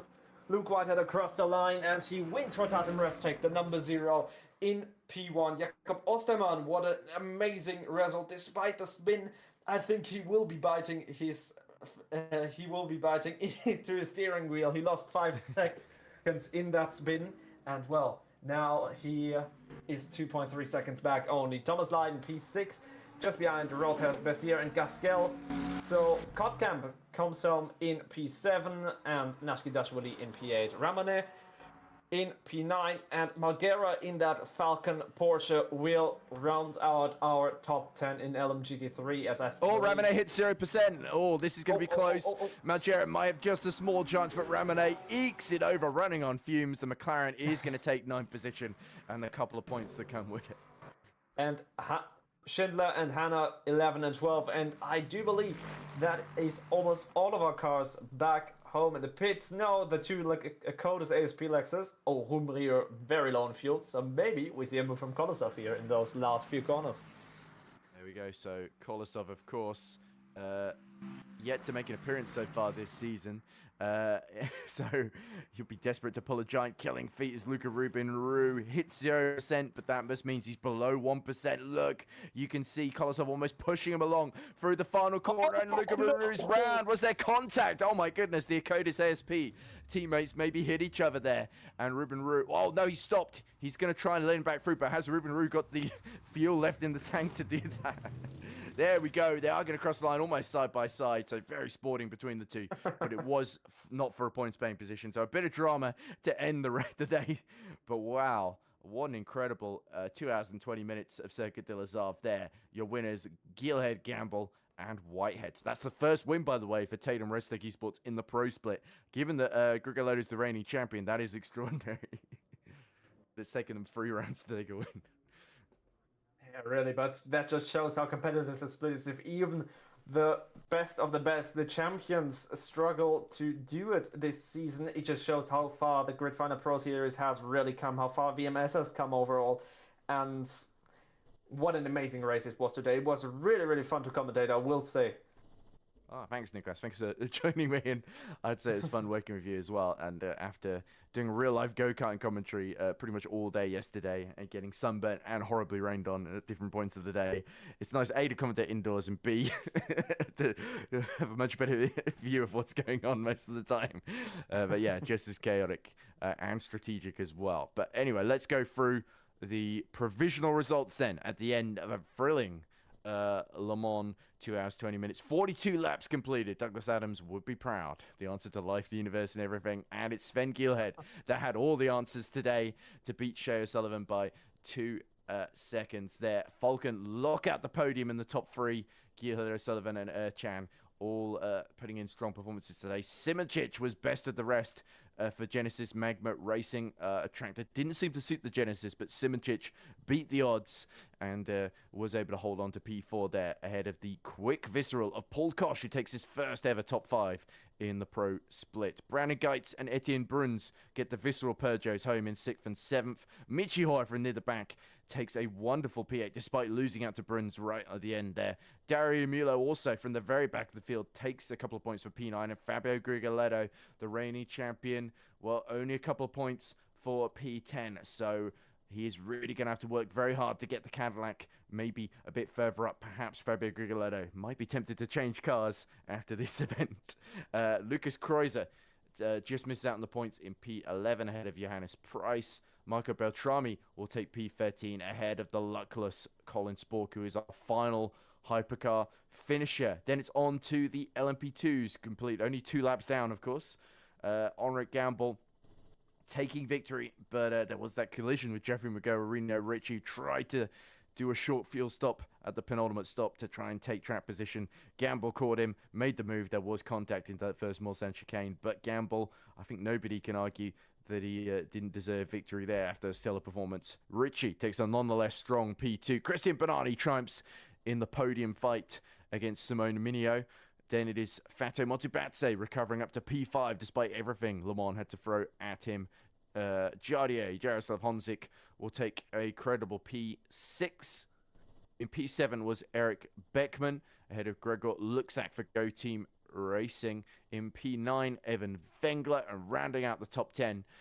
Despite starting in 3rd, having such a rollercoaster day, Samir Ibrahimi will take the final points-paying position. Just missing out will be Benjamin Huppert for DCS Racing, Alexander Radoshevitz, and Johan Moorkamp, who is the final finisher in LMP2.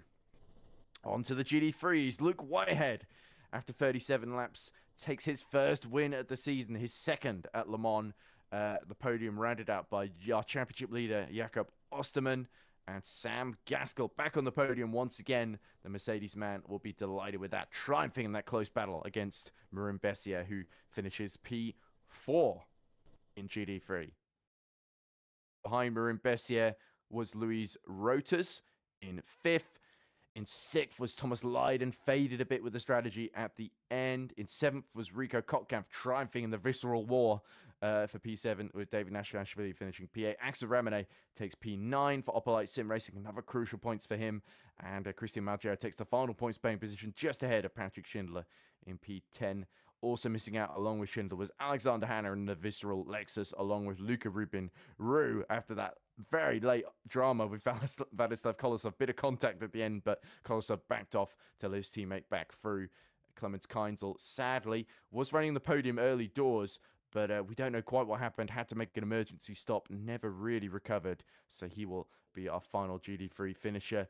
But good on him still to get to the end despite his issue. But not getting to the end, sadly. We lost Mateusz Barzenk, who was running P6 for a big chunk of the race. Had a big spin at the Mulsanne corner. Thomas Duhamel also had his fair share of incidents, including 2 spins that ended his day. Matteo Bassan and Gumin Kim, big accidents, especially Kim's one being quite a hefty one. Jordi Ferte also failing to make the checker flag, along with Mattis Crochet. He'll be disappointed with that despite his pace. David Koloksai went in third in the standings. He failed to get to the end. And Mattis Ratte, too, will be 50th. Any more non-finishes? I think we're seeing 6 pages. So there we go. Raphael Bieler, of course, we saw making contact with Osterman. Bieler, no doubt, has spent the last hour filing a report. David Degenstein also failing to get to the end, along with Pierre. Jakob Matrezi's race never really got going, and the same could be said for Martin Varga and Gianluca Volzek. Both had big crashes early on.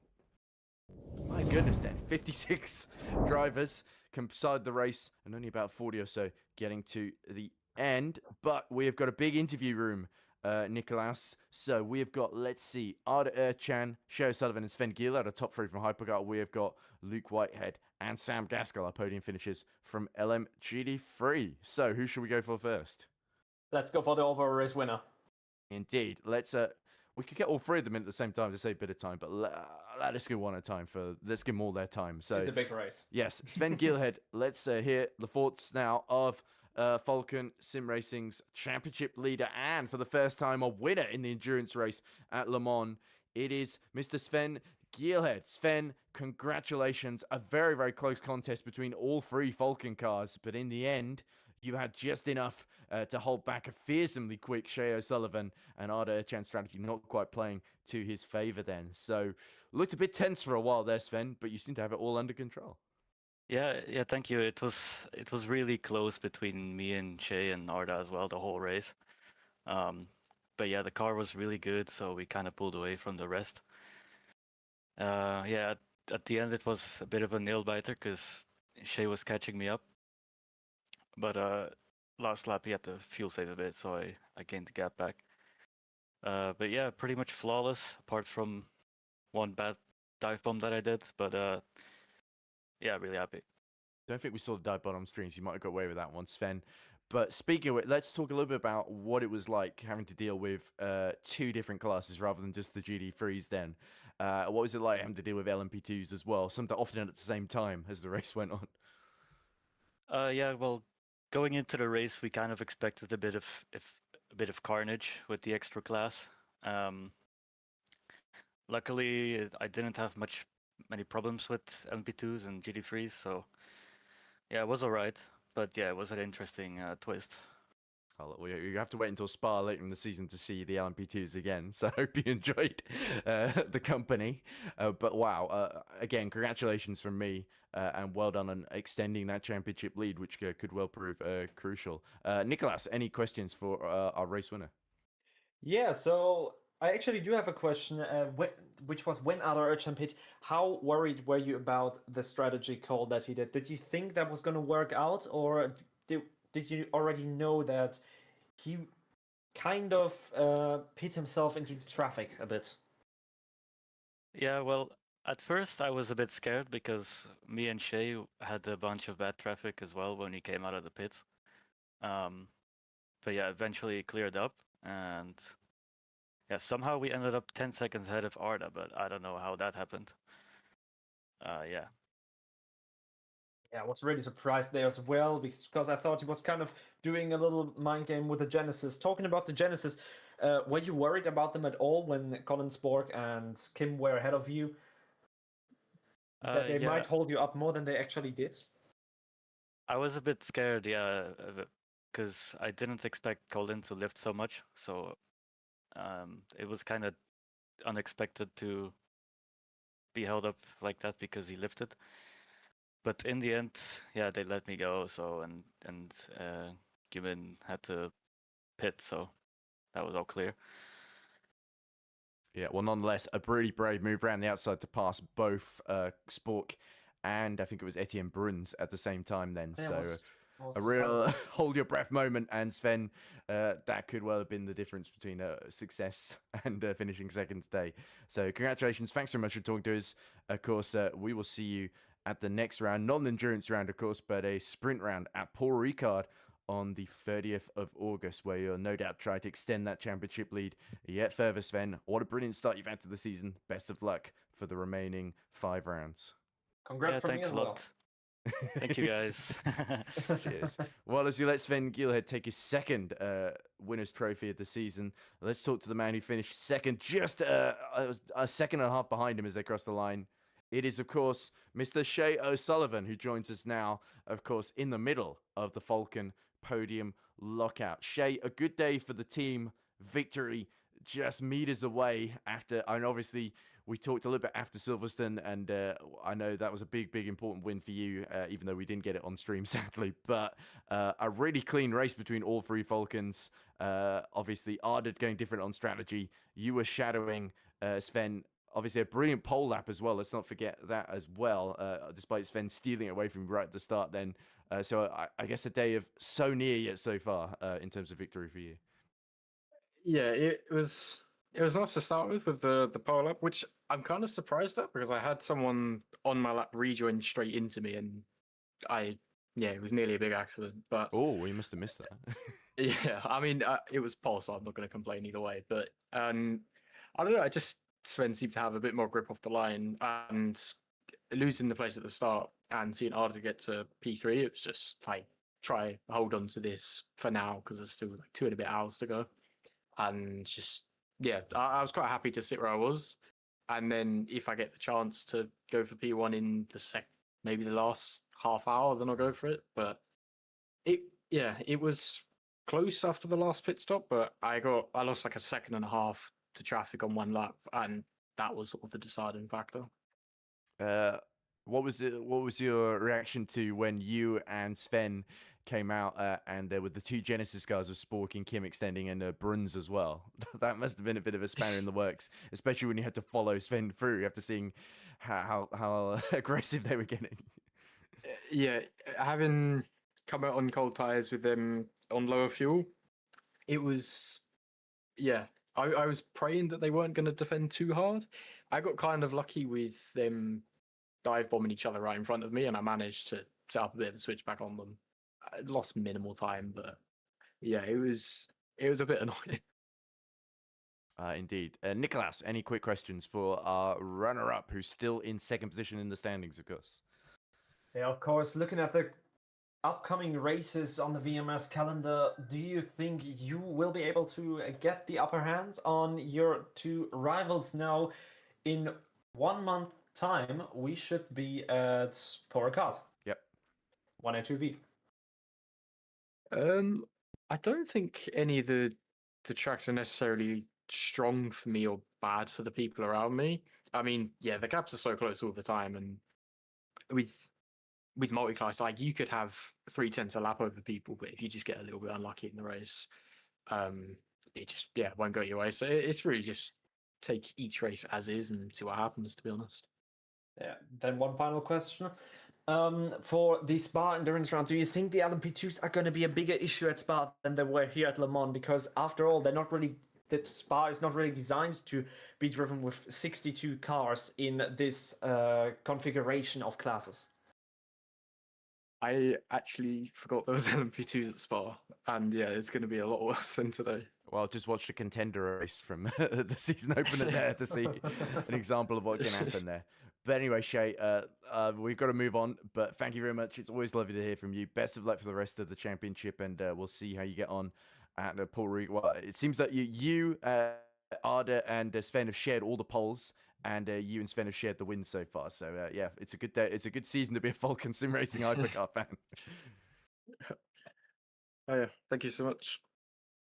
All right, as we let Shay O'Sullivan celebrate another really strong result, let's bring in the 3rd and final podium finisher. It's another Falcon. It's Turkey's favorite. It is Arda Ercan, who joins us now. Arda, well, you definitely went different on strategy to your two teammates? It was so close, especially in the early phases.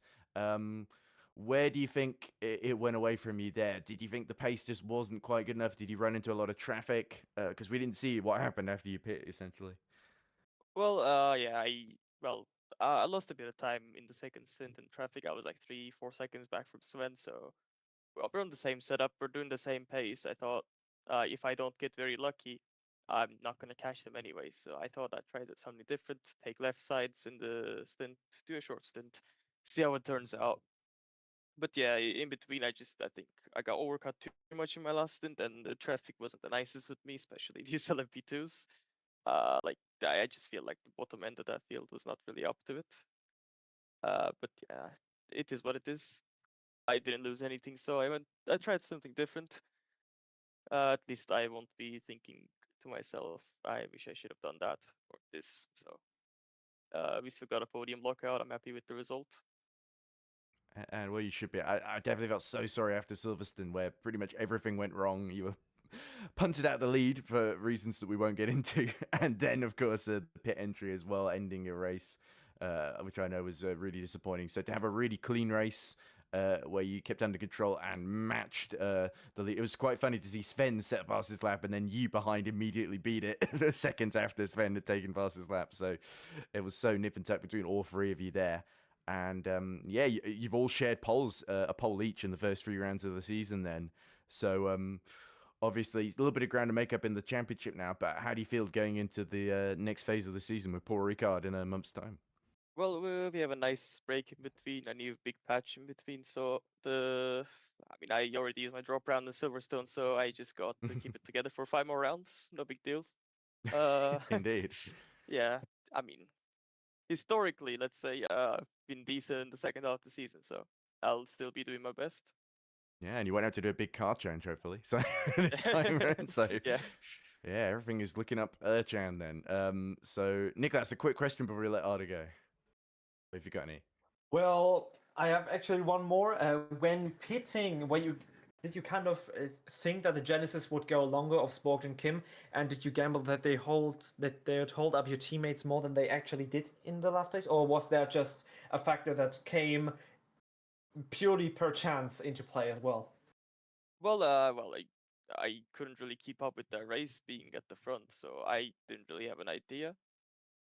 So it just when it was happening, I remember Sven and Shay having the battle with Colin, I think, when I was when I already did my stop. So I was hoping it would pay off, but yeah, the strategy just wasn't it. So it didn't really matter in the end. You couldn't keep up, Arda, and you were in the race. Lord knows how we did it. I mean, that happens. It's unfortunate, but I'm pretty sure you will be very strong at the other rounds as always. So, I think we have to move on. Huge congratulations from me on that podium, and hope to see you succeed in the next one. Thank you. Have a good one. Cheers, Arda.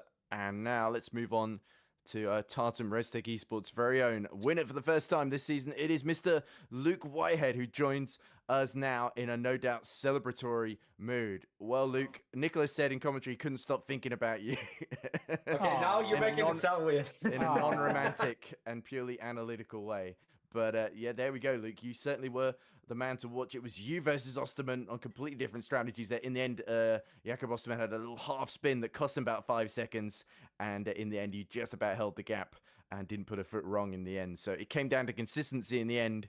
You were like a robot, rock solid. Even in that stint with Gaskell breathing down your neck, you didn't falter. So congratulations, Luke. Talk us through your feelings now and your experience. Yeah, well, first off, good evening, everyone. I hope you're doing well. Yeah, it was a weird race, honestly. I didn't really feel like I had, at least in the first stint, I didn't really feel like I had the pace. I mean, obviously we had Clements, who was actually catching me up towards the end of the stint. And massive unfortunate situation for him where I think he had a mistake going to the first of the 2 Molson chicanes, but I think he'd have been right up my diffuser if he hadn't had that happen. He was really fast, so GG's to him, and obviously, good to have another Tatum Restec GT3 up there. But yeah, it was a weird one, really. I feel like the strategy wasn't quite optimal. I think the Osterman was on the better strategy, obviously with Perhaps not the tyre change in the second stint, but I think the 10, 10, 10, 7 sort of lap split, going a bit longer in the first laps and then having a shorter final stint was better. But again, I think it was all quite close. And I think with the Ford at least having very good pace, but having very poor virtual energy usage, it meant that we were kind of limited with what we could do on the strategy. And it just ended up being similar to last season, just ended up being quicker, pushing hell for leather the entire race. But as I say, I think it was a good race. Obviously, we had a second in the last one, first in this one, and obviously it's good points as well. I'd have hoped that Osterman would have lost more from the spin, just purely on a points perspective. But he's driven amazingly all season, so he's going to be, very very tough to beat. But again, I think we've got good points. I think we may be P2 in the standings now. So after round 1, that's a good recovery so far. So we've just got to keep the momentum up and hope that I can get on top of this car. Really, I'm still not really in a place where I want. I'm not really happy right now with the car, so still trying to get on top of the issues that I've had with it recently. But we're getting closer. So there we go, 2 wins in a row at Le Mans in endurance rounds then, Luke. So as you say, like last season, it is starting to smile upon you finally. And of course, next up, we have another round in France, Paul Ricard, the scene of, I think, a few more demons to banish. Yes, definitely. Certainly. But yeah, of course, if you being so close in the championship last season, I think it's great to see you taking the fight to Osterman. And now we finally know that he can be beaten. I mean, Werrell got very close, but then got penalised. So I guess it's down to you now. The baton has been passed, and Luke's probably... Lewis, sorry, is probably your Luke, yeah, but Lewis has probably got real life raising the worry about. But anyway, Niklas, any questions for our GD3 winner after an immaculate performance? Then as always, I feel like I kind of have to ask this question: how did the addition of the LMP2 class now for the very first time in Pro Series, did they bother you at all? I mean, Le Mans is usually a track where you're kind of used to having LMP2 traffic, but did it feel any different to what you're used to from the Virtual Motor Series, or was it just your ordinary Le Mans race? Well, I'm going to be as kind as possible. But yeah, they weren't too kind. They weren't too kind to me, to be honest with you. And I think that sentiment carried through a lot of the grid. Obviously, for the GT3s, relative to a hypercar, the speed delta is a lot bigger. So obviously for those cars, they usually clear us on the straight, or they're able to clear us very easily through the corners. And if they clear us in the Porsche curves, they usually go on the outside, and they give you a massive dirty air wash. Fine, but that's kind of how it is. But obviously the LMP2s are a lot slower down the straight than the hypercars, and obviously the aerodynamics delta is still quite high, versus the GT3s. They do clear you quite a lot, but obviously because of that lack of speed that they have, they are a lot more limited with where they can actually get past you. So they end up clearing you or catching you a lot later into the straight, and they end up having to make dive bombs into the corners. And I was the victim of a few dive bombs. Again, they're limited on options, so obviously I would prefer if they just sat behind at times, but they've got their own races to run. But I think it was definitely an extra challenge and an extra, obstacle, so to speak. But as I say, luckily I was not punished too heavily by their antics. But I think, as I say, it was definitely a little bit scary from time to time. But I think at a smaller track it would have been a much bigger issue, because obviously again they slot in right between the hypercars and the GT3s, obviously. But I think for Le Mans it's fine. It's more or less fine. So just I think for any other tracks it'd be a bit sketchy, I think. Yeah, well, we'll have to see after Spa when we interview after that one, Luke. I'm sure you have plenty of nice things to say about the LMP2s once again. But anyway, thanks for that insight. It's brilliant always to hear from you, Luke. And yeah, best of luck for the rest of the season. Your championship challenge well back underway, and it's great to see. So obviously, no bias either way. Well, if whoever wins, we will support. But certainly, Luke, you've been with us a while. More, thank you. And yeah, we'll see how it plays out. I'm sort of rambling because I'm really hungry and dinner's on the table downstairs. So very quickly, let's let Luke go ahead, get another winner's trophy with him. And while he's doing that, let's drag in Falcon Sim Racing's. Well, on a very good day for Falcon Sim Racing, they've got another podium. That's 4 podium. There's only 3 places on the podium, but Sam Gaskell got another one. And after his streak ended last time out at Silverstone, he's begun a new one and triumphing in a great fight against Marin Bessier. Sam, obviously midway through the race, Luke came out right in front of you and you were challenging him for the middle part of the race for quite a while. did you think maybe more was possible, or did you think with Osterman on that different strategy that you were in a race for third throughout, and it was Bessier you had to worry about? Got a bit dicey with Marin a few times there. Yeah, I mean, a lot of the race was kind of just down to strategy. I mean, obviously, Luke was doing his own, Lewis and Jakob were both going on a completely different strategy with tires and whatnot. We went on a very basic strategy. We did 11-9-8-8, I think it was, on strategy. So yeah, it all played out pretty similar. I mean, look at the gaps; they're only a couple seconds, and obviously me and Marin finished, within a second. So I wasn't expecting him to get that close towards the end, to be honest. Because most of the race he was around 4 to 5 seconds back behind Tommy and Lewis.